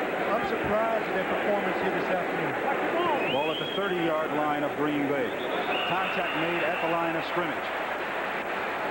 That's Ray Donaldson and Charles Martin bumping heads. Defense, number 94, encroachment. That time it was against Martin. The man Dick Modulewski calls the hardest working player he's ever coached in 2 decades in coaching, Charles Martin. Nickname, Too Mean. They could use a little meanness from that Packer defense about this time. Martin played in Birmingham of the USFL before coming to the Packers. Pagel 14 of 23 for 168 yards and 1 touchdown pass. 8:51 left to go in the third quarter. Here's Curtis Dickey. No, this is McMillan again. Looked like Dickey for a little while. Randy McMillan, who scored once. And did you see number 75, Chris Hinton, pull out from his left tackle position all the way across to lead that play? That's what I call talent. Of course, Hinton is a guy with 4-8 speed. Take a look at him right there. Number 75. See him out in front all the way from the left tackle position. Gets a good block right there on number 91. You know, in most teams that you talk to, they would rather pass block than run protect. Here, it's just the opposite. These guys really like to run block. They certainly do. Take a look at the yards rushing. Indianapolis, 141 yards. Green Bay doing nothing on the ground. 8 minutes and 5 seconds left to go in the third period. Here's Pagel back to pass. The blitz is on, and John Anderson nails Pagel. The ball comes loose. And Fred Silver says the Packers get it back. John Anderson, blitzing from his left linebacking position, really nailed Mike Pagel. Take a look at the left side of your screen and you'll see him coming in. Pagel should feel him coming, but he doesn't. His arm is up and the ball comes loose. Packers recover. We'll be back. The coordinator for Green Bay with the glasses on. He calls the plays from the sideline. I can't imagine him calling 3 straight running plays again. No way. Has to put the ball in the air. Because the Packers are down by 17. It's Jesse Clark in motion. Look out, Dickey. He gets nailed from behind from Glasgow. Pass is thrown incomplete. Looks like it's complete to Eddie Lee Ivory. And the Colts just swarm all over him. Well, you know, Dickey had Lofton on a quick out. I don't know why he didn't give it to him right now. Instead, he changed his mind and gets it off to Eddie Lee, who has no place to go, nowhere to run, and nowhere to hide. Checking on other scores this afternoon. Washington leading Cleveland in the third quarter. Chicago over Minnesota by 13. Detroit over Miami by 3. Lions hanging on. Packers trying to get back into position to hang on. They're down by 17. Dickey is dropped. Second sack of the afternoon. This time Cliff Odom.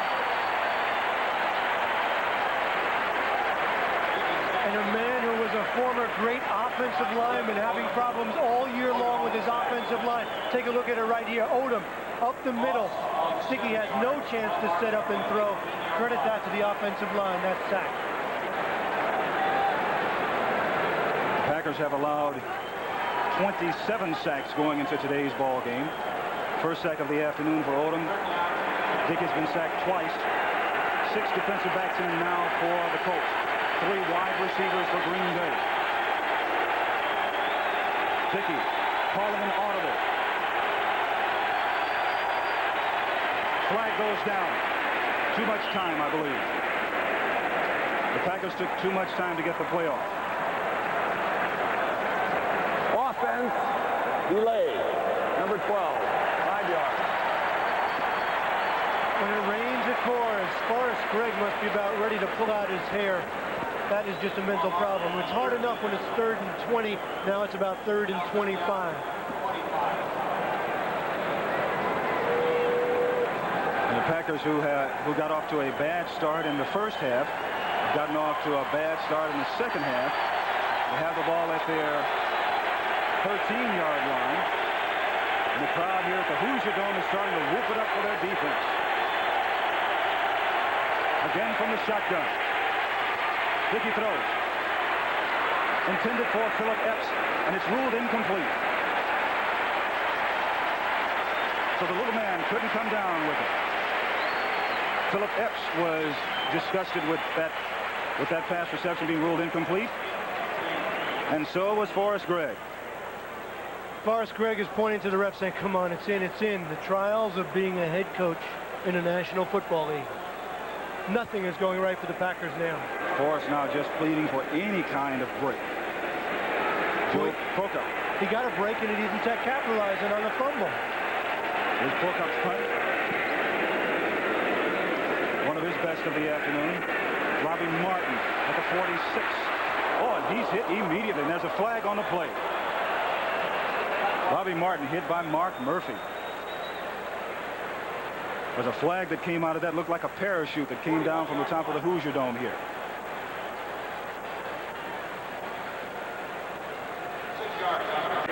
Robbie Martin at the 46.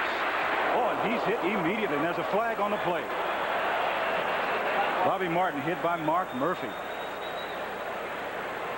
There's a flag that came out of that, looked like a parachute that came down from the top of the Hoosier Dome here.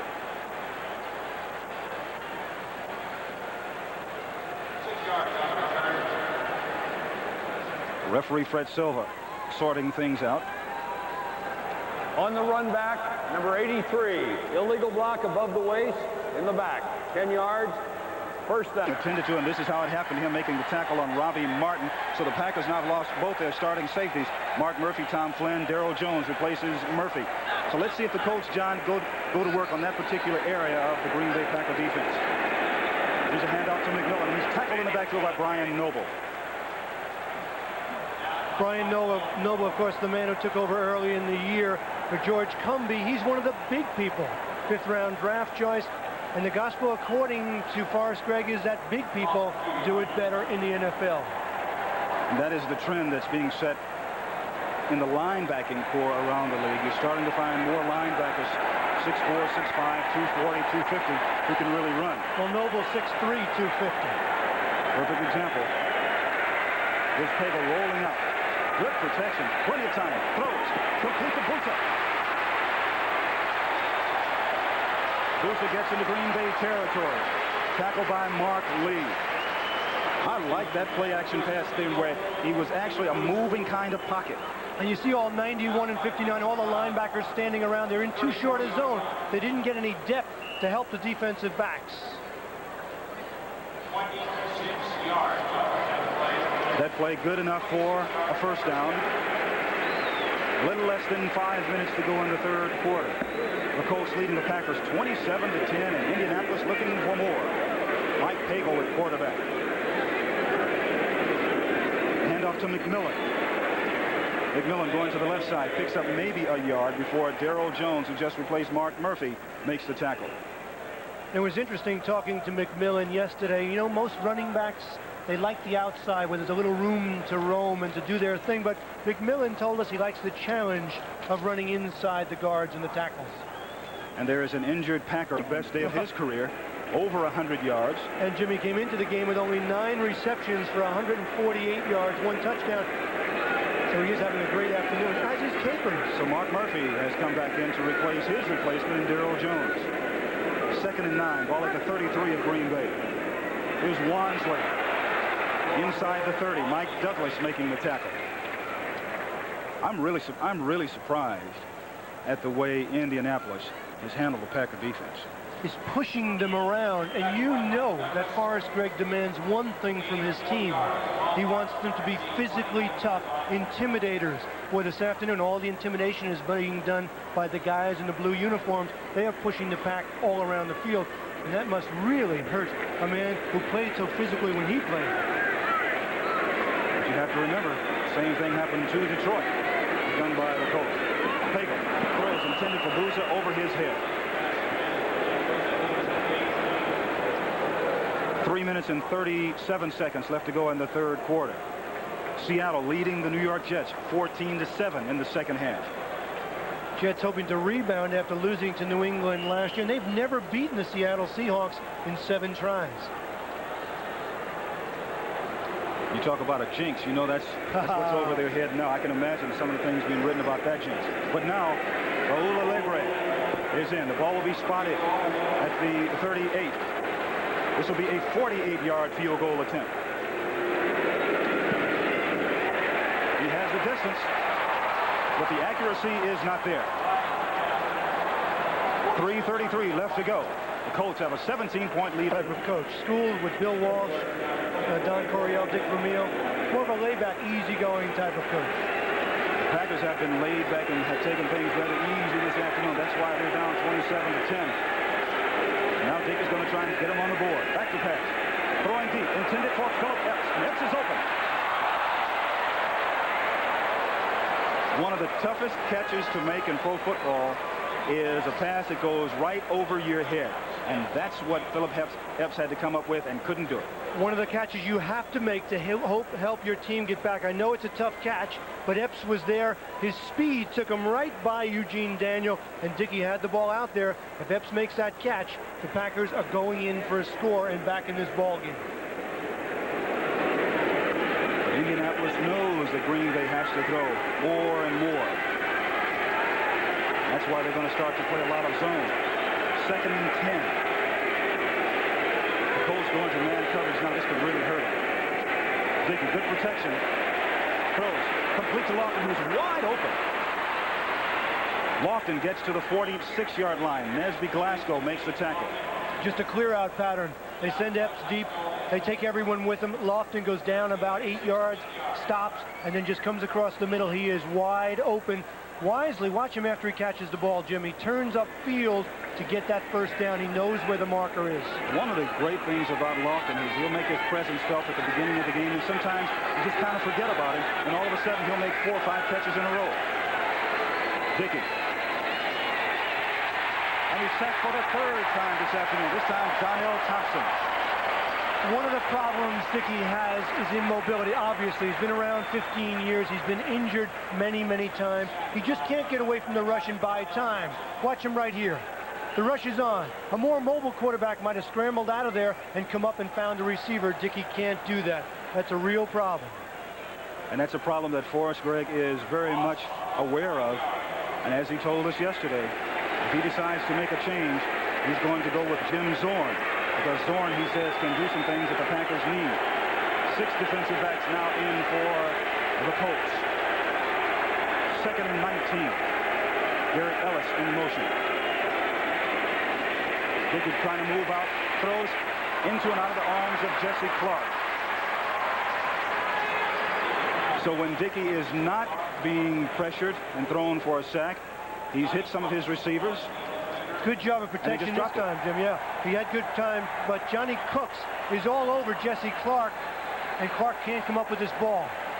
But he had good time to throw that ball. And yeah, I wonder what's going through Jim Zorn's mind right now. He's a very intelligent individual. He talked to us yesterday in a very professional-like manner, knowing that he can do some things a little bit different. He told us, I can move around a little bit where Lynn Dickey can't. But now, ease off the pressure. Dickey from the shotgun. A handoff to Eddie Lee Ivory. Eddie Lee gets to the 46-yard line. Chris Scott, and he's still way short of the first down. And that will force Joe Prokop to come in and punt the ball and give it back over to the young Colts. Time running out in the 3rd quarter. The idea there is to catch the defense. They're set for the pass to catch him off guard, hoping Eddie Lee Ivory can break it for the first down. No doubt. Prokop's longest punt this afternoon is 42 yards. Robbie Martin, who's been very busy this afternoon returning punts, is set to receive it. Not a very good punt. Martin at the 21-yard line. Flag goes down like a parachute. Robbie Martin is brought down at the 27-yard line. He's tackled there by Guy Prather.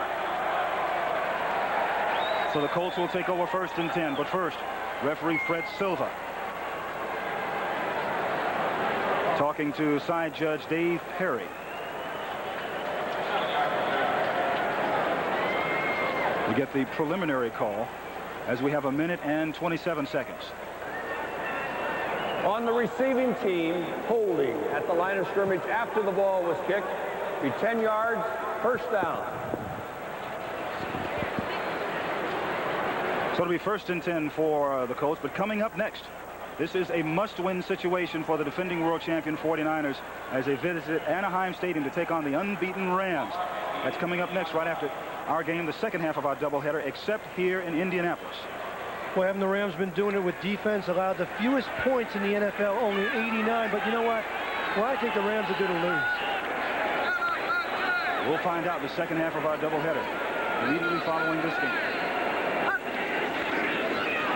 Here's McMillan, who's hit behind the line of scrimmage by John Anderson. Great penetration by John Anderson. He just came on the blitz, and the Packers now have nothing to lose. They're losing by 17, so they just come with their defense. And you know what? The Colts, like they can see the light at the end of the tunnel, that they can be a pretty good football team. 2nd and 13.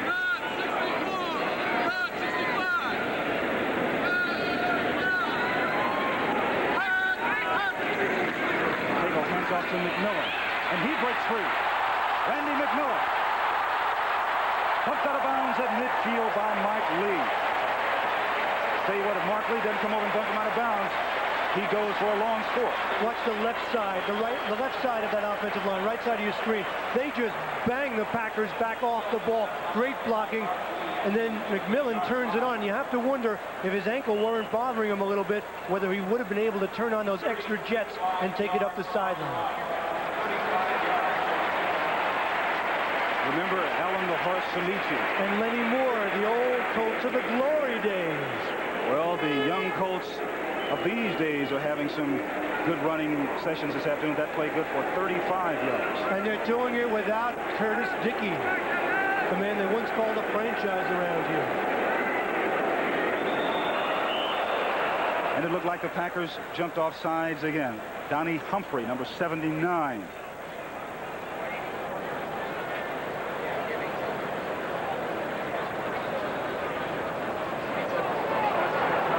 Offense. Ball start. 5 yards. Been Timeout. Downs, beating the good ones, losing to the bad ones. The Colts leading the Packers. 47 seconds left to go in the third quarter. Mike Pagel. Plenty of time to throw it. Down the middle. And it is complete. Mark Boyer, a rookie from the University of Southern California. You know, Mike Pagel doesn't show any of the nervousness, the tentativeness that he showed talking to us yesterday. More secure at his position. Watch here, he delivers the ball on the line to a wide open receiver in that zone. Boyer makes the catch for the first down. But, you know, with 3 streak on, the job is really Mike Pagel's now. And one of the things he told us yesterday, if we control the line of scrimmage on first downs, he said, we're going to win this thing. Well, they're in good position right now. 5 seconds left to go in the third quarter. Randy McMillan. And that's the end of the third quarter. The Colts, as we begin the fourth quarter, the Colts have the ball. 2nd and 8 at the Packer 33-yard line.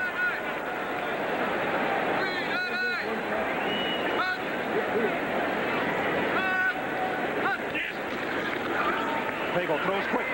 Hit at the line of scrimmage by Pat Beach, and he makes an unbelievable catch.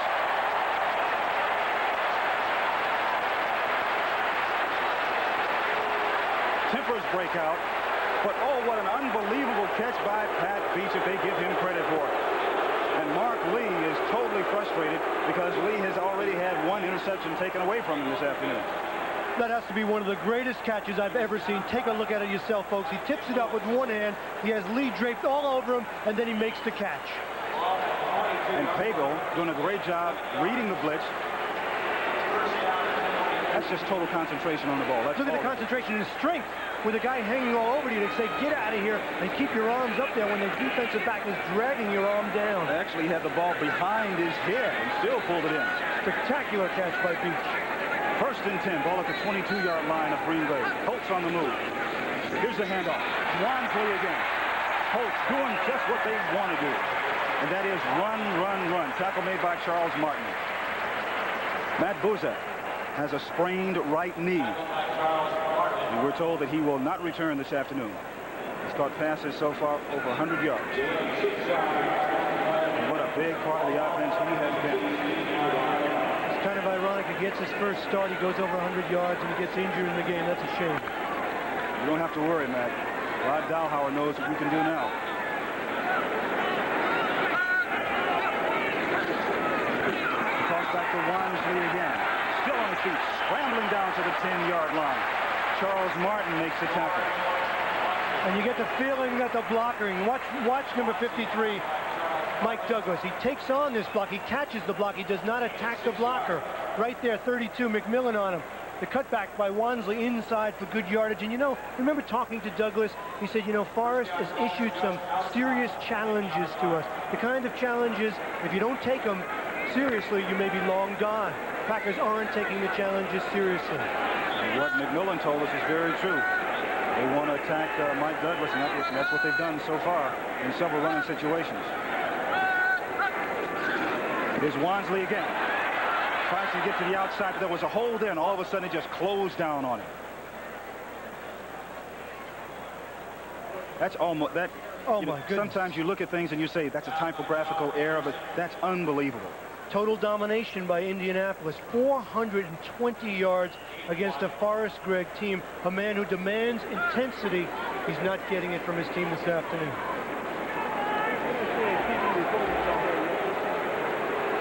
Well, I've been in similar situations being coached by Forrest Gregg. I guarantee you, sometimes it might be best for you to take a different flight back home.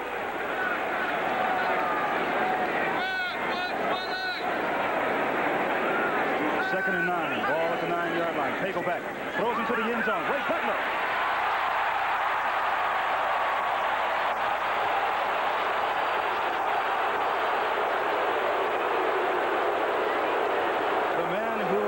Did not get his starting assignment this week. Told me quite frankly yesterday that he thought that he was being benched. He thought that he was being used as a scapegoat. They say he juggled the ball. Mosey Cade is covering. They're saying he was juggling the ball as he was going out of bounds. Very hard to see that. But take a look at it. One more time. Butler, quick takeoff. Watch it right there. Appears to have it, and then Cade gets his right hand in there. Looks like it proves touchdown. We were a little screened on that play. It looked like it could have bobbled just a little bit, but I tell you what a super throw by Pagel. Oh, that was a great throw. And a heck of an effort there by Butler. It looked like he had it in his hands for a moment. Remember, to have a reception, he has to have both feet on the ground. Take a look at it again. He goes up, catches it in his hands. Now, in order to be a reception, he has to have both feet on the ground after the catch. Cade makes a good play to knock it away. And the boos are from folks here who did not like that call.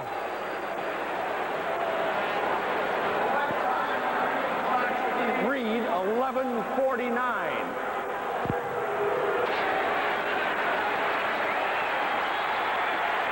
Mike Pagel brings his young Colts back up to the line of scrimmage. They missed on one touchdown. They're going to try and get it again.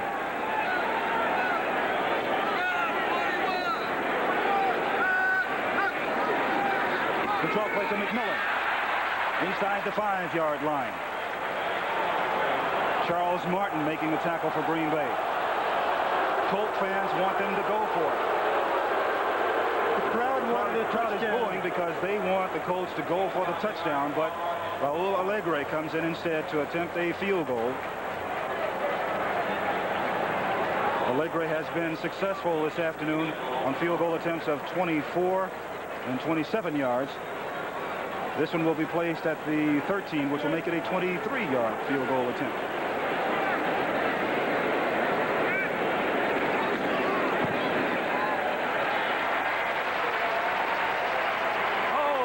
Dancing we were looking for. Raul Alegre had a lot of success playing teams in the NFC Central Division. They beat Detroit. They're upsetting the Green Bay Packers right now, but I wonder if they'd like to take on those monsters of the Midway. You know, they have to take on the Chicago Bears later in the season in December. We'll see how much he likes the NFC Central then.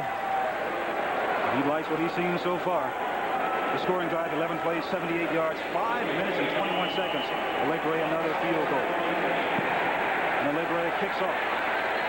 Gary Ellerson at the 1-yard line. Ellerson gets to the outside. He gets to the 23-yard line, and that's where Green Bay will take over first and 10. Tackle made by Dave Aherns.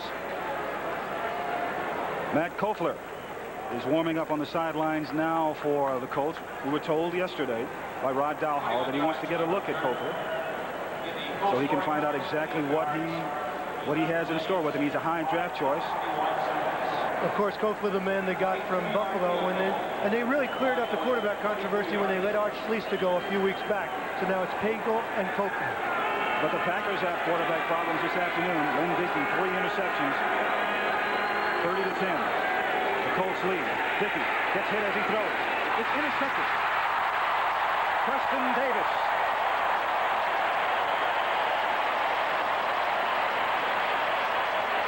The 4th interception of the afternoon thrown by Lynn Dickey.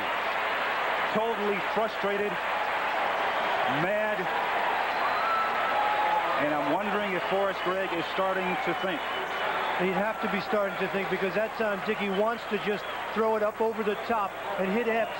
He comes up short, and Davis with the interception. Take a look. He just doesn't get it over Davis's head like he wanted to. Davis made a good play, but there really wasn't enough room between Davis and the safety to get that ball in there. He tried to force it in. And Forrest Gregg has to be wondering, do I come with Jim Zorn? Right now, Forrest Gregg has to be wondering, what's Mike Pagel and the Colts going to come with? But Kofler has come in. We get our first look at him this afternoon. Hand off to Randy McMillan up the middle. So Kofler is a young man from San Diego State in his 4th year. And even though Rod Dalhauer comes from a passing-oriented background, he knows that he has to build a defense. But he told us yesterday, we have to get a good look at Kofler. We want to find out what he can do. You know, this past draft, the Indianapolis Colts relied on defense. Next draft will be offense. They'll look for a wide receiver. They may look for a quarterback, depending upon what they see from Kofler and depending upon how Pagel does for the rest of the year. So Kofler knows that he has to do something to impress Dalhauer, so don't think that they're going to go in their shell. He has a passing arm, and he wants to show it off, too. But it won't be this time as McMillan gets the ball again. First contact is made by Randy Scott. So Mike Pagel, if that was his diary, he could say, "Dear diary, had a pretty good day against the Packers. Would that I could have more like this one." Love Mike. Yes. But now Matt Kofler, hoping that at the end of the day, he can go to his diary and write some good things. You know, Matt Kofler has yet to throw a pass for the Indianapolis Colts. 9 minutes, 25 seconds left to go in the ball game. Matt Kofler at quarterback for the Colts. Hands off to Randy McMillan. 22 carries for McMillan, the most he's carried in a ball game in his career. And doing an excellent job. He got away from 2 potential tacklers then. McMillan's just an all-purpose fullback. Take a look at him. He has strength, he has speed, he has toughness. You get an idea of why they drafted him #1 back in 1981 out of Pittsburgh. 12th player overall. He has talent. The reason he hasn't carried as much as you might think is because Curtis Dickey was the featured back in the Colts offense. The reason for the boos is that Dalhauer has sent in Allegre again. And I can understand the frustration of the crowd here. The Colts have only won 2 games. The crowd really wants them to score as many points as they can. And a crowd in a city that's really supported the Colts. 60,000. This place is sold out every week. They have 40,000 waiting list for seats. And that's in a town that only has a little over 1 million people. So Indianapolis loves their Colts. Allegre, a 44-yard field goal attempt. And it's blocked. Blocked at the line of scrimmage. Blocked by Rich Moran. So one of the few things that the Packers have is Kofler is back warming up once again after the 44-yard field goal attempt was blocked by Rich Moran. Wonder what Kofler's thinking over on the sideline. You know, he wants to get in. He wants to impress everyone. He'll get another shot at it. But first, it's Lynn Dickey and the Packers trailing by 20 points. 8:44 left to go in the ball game. Over the Ivory, Jesse Clark in the backfield. Dickey back to pass. Throws. Intended for James Lofton, and a beautiful defensive effort by Eugene Daniel. Eugene's been all over the field today. The second-year man from LSU. A couple of interceptions and a good knockdown in. Other scores this afternoon. It is Houston leading St. Louis 13-10 in the fourth quarter. Chicago over Minnesota in the final. Chicago looking to be 8-0 if they hang on, and it appears that they will. Dallas big over Atlanta in the fourth quarter. Seattle hanging on in the fourth quarter over the Jets. Buffalo really hanging on over Philadelphia in the fourth quarter.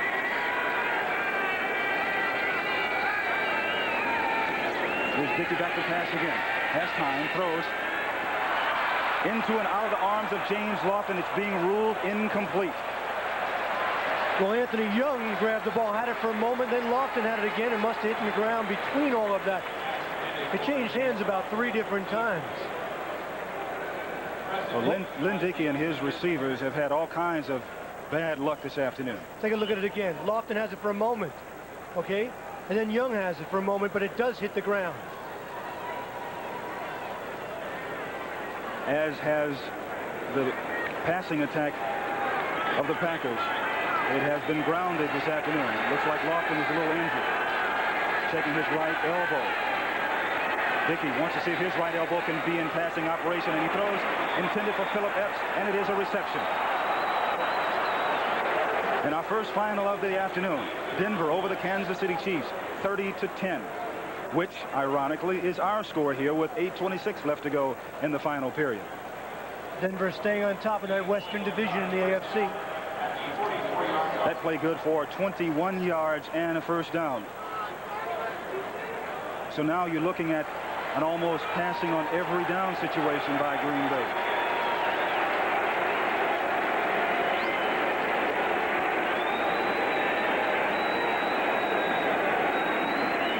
Dickey has good protection, but he closes down all of a sudden. Dwayne Pickett blitzing from his outside linebacking position. As Dickey had time, receivers covered. Pickett came in and hit Lynn Dickey just as he was releasing the ball.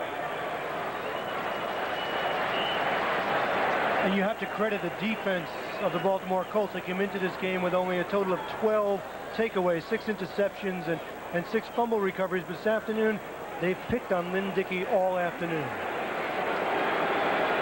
Picked on and picked off.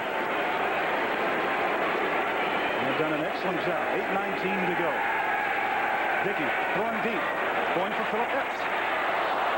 Almost intercepted by Preston Davis. So here's where, from a defensive back standpoint, you have a lot of fun. You know they're going to throw. You've had 3 interceptions already, 4. And that's good ball reaction by Preston Davis. And one of the criticisms of the Baltimore Colts coming into this game was that their cornerbacks played too soft. They wouldn't come up and play tight man-to-man. They wouldn't play tight zone. This afternoon, they've been spectacular. Daniel, a couple of interceptions. Davis, some great plays. And overall, a defensive effort has really been a superior one for the Colts. And remember, the reason for that, they're good linebacking corps. It's allowed them to play off just a little bit more and to play tight when they want to. From the shotgun. Dickey going across the middle again. Intended for Preston Denard, but another great effort in the secondary by the Colts. This time, Leonard Coleman knocks it away. And Leonard Coleman's an interesting story. He will eventually be a starter for the Colts. He was their #1 draft choice back in '84, decided to go to the USFL. Now he's back. He's getting in form, and he's going to really help the secondary of the Colts. Why not go for it on 4th? You have nothing to lose. You're down by 20 points. Hey, put it up and see if you can get a first down. 8 minutes left. You certainly can't give it up. You've got to go. On 4th and 10. Ball at the 44-yard line of Indianapolis. Then Dickey from the shotgun. They have 3 wide receivers. The Colts with the blitz. Dickey throws. Complete to Preston Denard. And Denard has enough yardage for the first down. So Preston Denard giving it the clenched fist. As if to say, that's what I like to see. And Forrest Gregg also watching the play. One of the few things that he's seen this afternoon that really pleases him. All right, let's go. Man is looking for any silver lining in this game, which hasn't had much of one for the Packers. Dark cloud has been the roof here at the Hoosier Dome, as far as Green Bay is concerned. 1st and 10 at the 28. Dickey to pass. Corner blitz. Dickey going for Lofton. Knocked away. Eugene Daniel again. What can you say about Eugene Daniel? He's just playing spectacular ball. He was an 8th-round draft choice a year ago, and he's just playing wonderful. Look at his ball reaction. Goes up, knocks the ball away, and almost comes up with an interception. And God, Lofton and Dickey said, oh, had I thrown that ball just a little bit further out over the top, I might have had a score. Because that's not the first time this afternoon that Dickey has had a man open and the ball was either too long or at that particular time too short. 2nd and 10 at the 28 of Indianapolis. Play action pass. Dickey going for Lofton. Trying to make a one-handed catch, and it is incomplete. Eugene Daniel again defending. And Lofton put that left hand up. This was a good throw. He almost pulls it in one-handed right here. But look at that position by Eugene Daniel all over Lofton. That's the incompletion. And you know, I think it goes back to early, Jim. Dickey had some people open early in this game. He didn't capitalize. Green Bay couldn't find their rhythm. He threw a couple of interceptions. The Colts capitalized, and he hasn't been able to get back in this game. He certainly has not. And when you think of Eugene Daniel, they've wanted him 2 or 3 times in a row, and he's met the challenge. That's tough on the defensive back. 3rd and 10, again from the shotgun. Dickey, complete to Preston Denard, and he loses the ball. And it's Eugene Daniel who comes up with it. Look at the little guy go.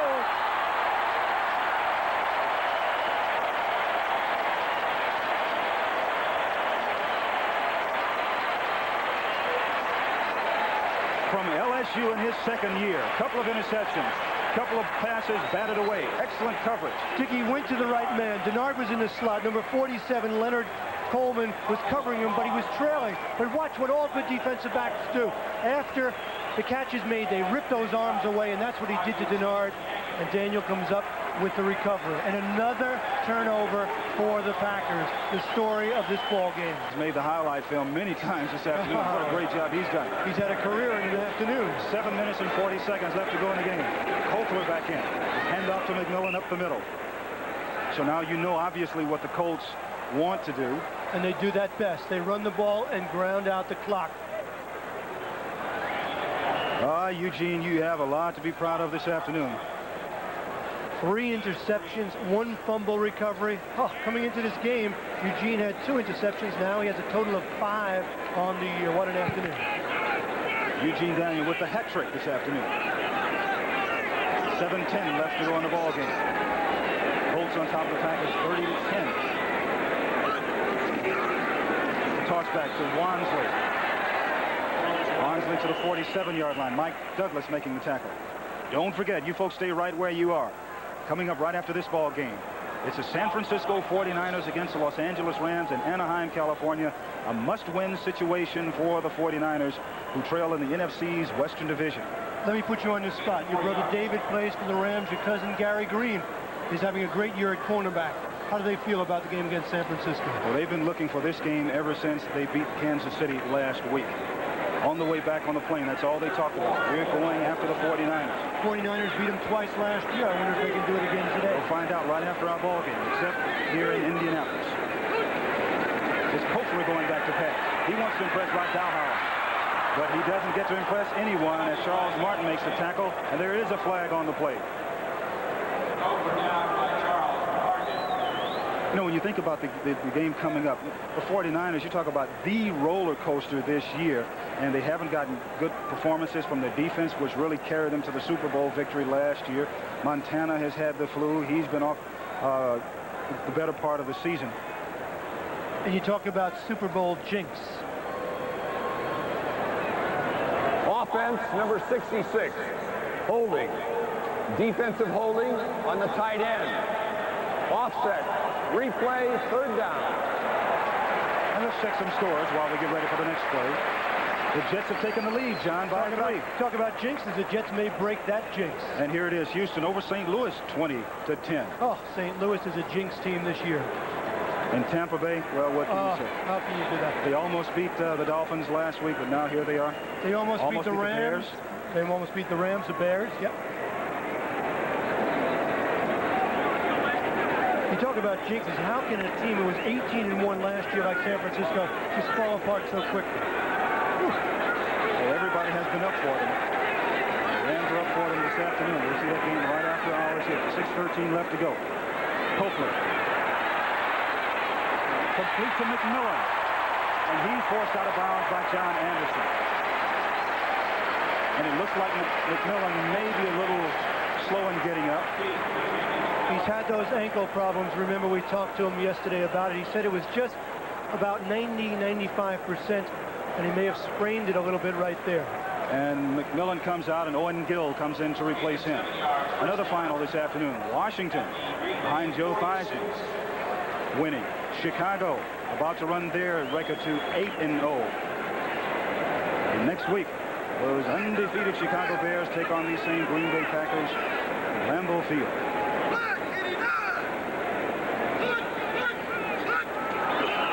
There are flags on the play. That's Charles Martin again. He's been involved in more than one offside penalty this afternoon. Let's see if referee Fred Silva calls it that way. Defense, 94. Encroachment, 5 yards, 1st and 5. And he does. 6 minutes and 7 seconds left to go. The Indianapolis Colts jumping out to a 14-0 lead. They lead 30-10 in the next 5 games for the Colts. A couple of tough ones in there. The Jets ahead of Seattle. They would be 6-2 if they hold on. And look at Miami. They have New England twice in the next 5 weeks, and we know that the Patriots can throw the ball, along with playing Kansas City.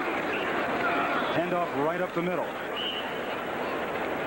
George Wansley, as the clock ticks down, under 6 minutes now left to go in the ball game. Donnie Humphrey and Randy Scott making the tackle for the Packers. But Matt Koffler knows that he's on the spot, and he knows that he has to produce. But he also knows that Ron Dowhauer wants to get a look at him. He was a high draft choice, number 2 back in '82 for Buffalo. So someone thought a lot of Matt Koffler. He was let go, traded here to Indianapolis, and who knows? Dowhauer says, well, maybe he will be our quarterback in the future. We have to find out.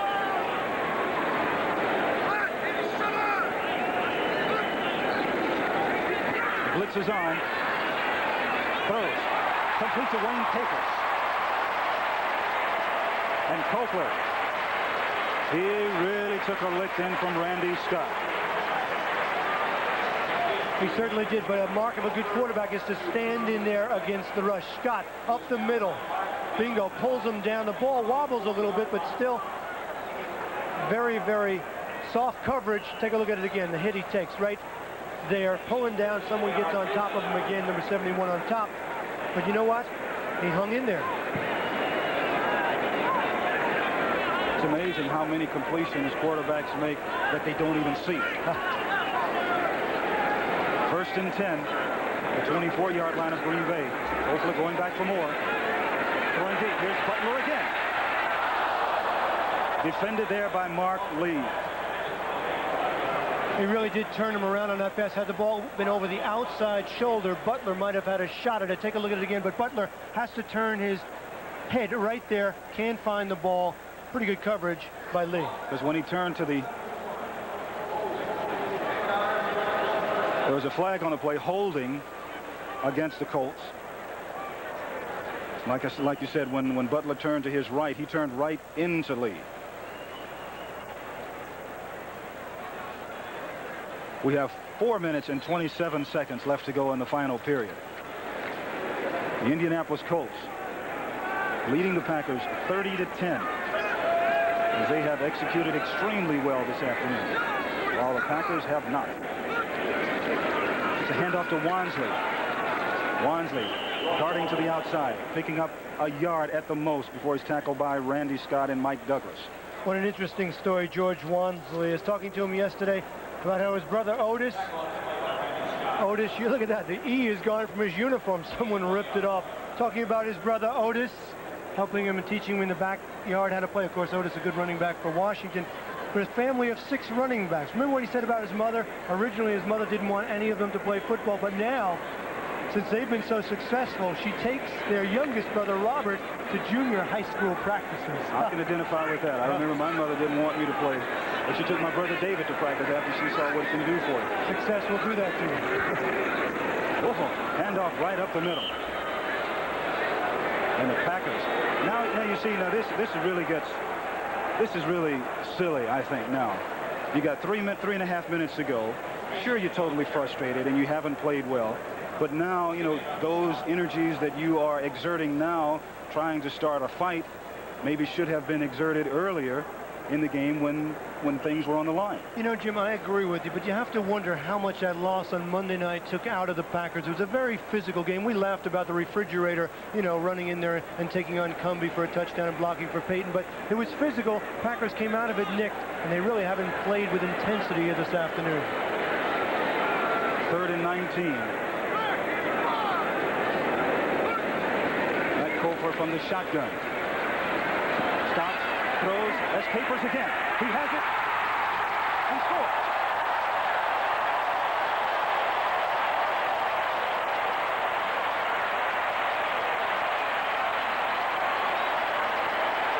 .33 yards. Wayne Capers with his 3rd touchdown of the afternoon.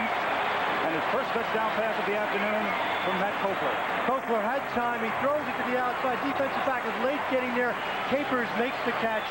And for a man who only had 1 touchdown in 2 years at Pittsburgh, what an afternoon for Wayne Capers. Yes, with the big spike.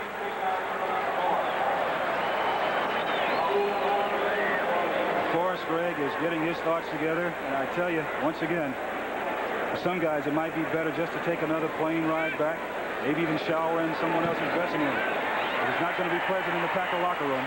Allegre converts on. I had a good time in the 4th quarter. Love Matt. He certainly did it. Mike Pagon on the other side of the field. Contrast, a depressed veteran.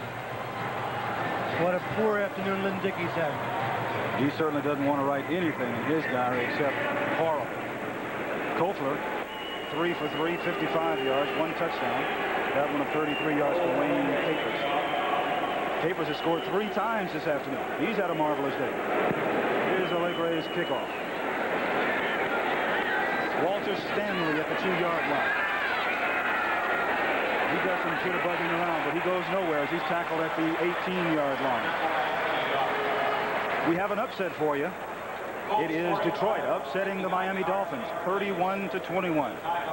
Lions upset San Francisco. They do it again today. Philadelphia comes back to avoid the upset, defeating Buffalo 21-17. And here, 2 minutes and 41 seconds to go. The Colts leading the Packers 37-10. Matt Koffler and Mike Pago talking to each other. They're all smiles. Getting a congratulations right there from Allegre. Meanwhile, the Packers just want to get this thing over with. Here's Harlan Huckabee. Huckabee gets to the 30-yard line before he's tackled by Nesby Glasgow. Don't forget, as the Packers hustle up in the 2-minute offense, it's the Rams and 49ers right after our game, except here in Indianapolis. Dickey from the shotgun.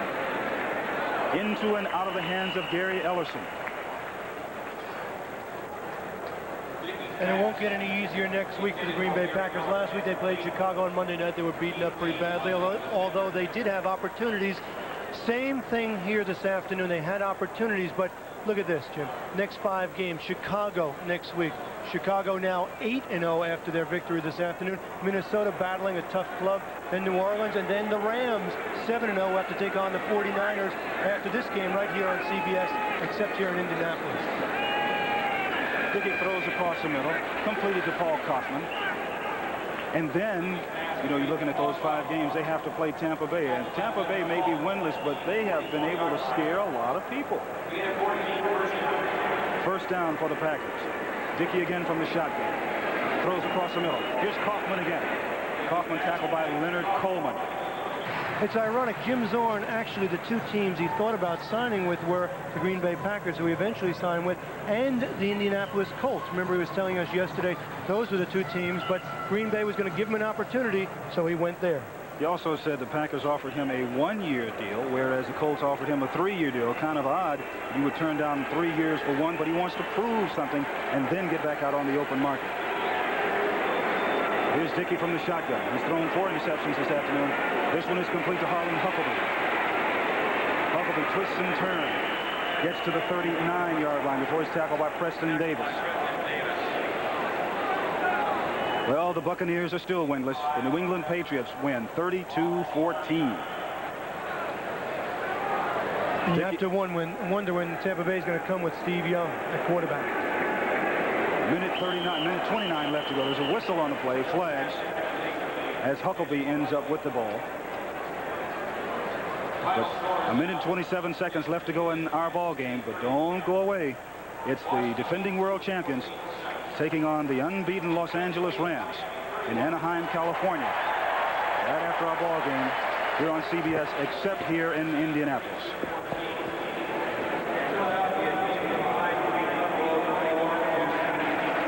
The young Colts have done an excellent job this afternoon in all aspects of the game. And there'll be some celebrating in their locker room in a minute and 25 seconds. As Nesby Glasgow knocks down a pass intended for Paul Kaufman.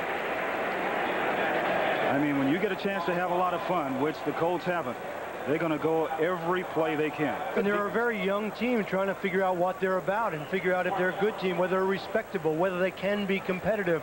And this has really been, I mean, for Murphy and the Packers, this has been a discouraging. We talked to him beforehand. I mean, a loss like this would make your hair fall out. Well, obviously with him, it has already. Just joking about that. Here's Dickey again. Intended for Lofton, and it's knocked away. There's a flag on the play as Anthony Young comes over to knock the pass down.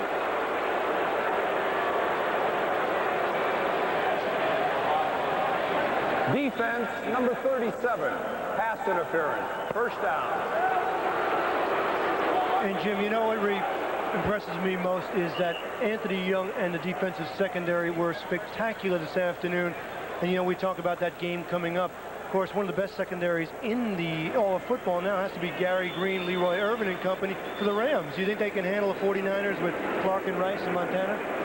Well, we'll find out in about a minute and 17 seconds, because you'll be able to see that game right here on CBS, except here in Indianapolis. Here's Dickey again from the shotgun. Throws. Intended for Harlan Huckabee. And Leonard Coleman almost came up with the interception. It's amazing about that second game. You know, many people trying to pick who they think is their favorite. As far as I'm concerned, you know, it's a toss-up. And there have been some lines that have even favored the 49ers by a point. Which is amazing when you consider the Rams at home. My feeling is that the 49ers have to come out of their funk sooner or later. And now's the time, because if they lose, they're going to be further behind the Rams. Here's a first quarter score. The Saints leading the Giants. The Rams in San Francisco immediately after our ball game. We have a minute and 12 seconds left to go. Dickey from the shotgun again. Throws. Complete to Kaufman. There is a flag on the play as Leonard Coleman makes the tackle. This young, aggressive secondary for the Colts, I mean, what they're doing right now is they're really building up their own confidence, because they know that the Packers have fine wide receivers and tight ends. And if you can shut these people down, then there's really room not only for improvement, but you can feel good about yourself.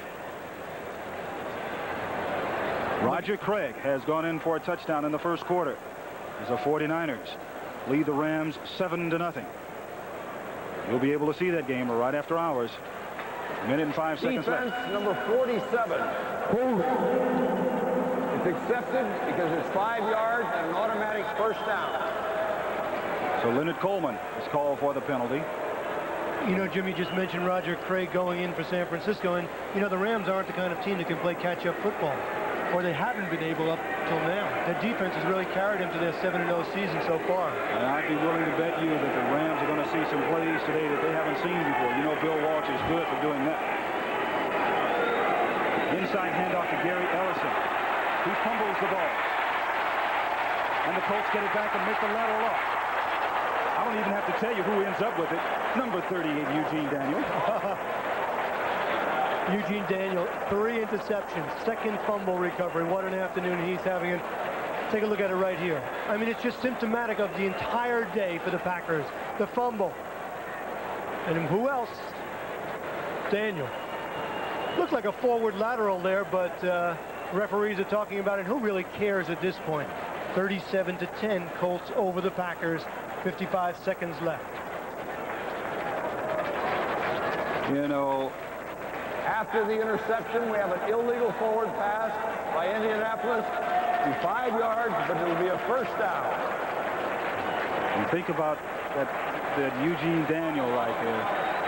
Oh, I tell you, he has a good run already, making a good run for maybe player of the week. You have to consider that performance like that. What an afternoon he's had. Less than a minute to go.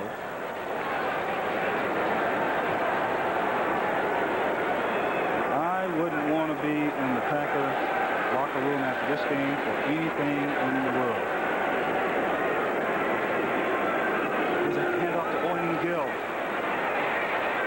He gets across the 30 to the 33-yard line. John Anderson making the tackle. I'd say Forrest Gregg just wants to get this game over with. He has timeouts left 3, but he's not going to use them. He said, hey, let's get out of here. Let's try to regroup because next week we have the Chicago Bears. Talk about going from the frying pan into the fire. That's right, and the Bears take on these same Green Bay Packers. You'll be able to see it here. The Bears are 8-0, so the Bears will be favored as they defeat the Minnesota Vikings. And it is the final here as there are now 10 seconds left on the clock. The Indianapolis Colts getting a standing ovation. The final score, the Colts 37, the Packers 10. CBS Sports coverage of the National Football League will continue after this word from your local station.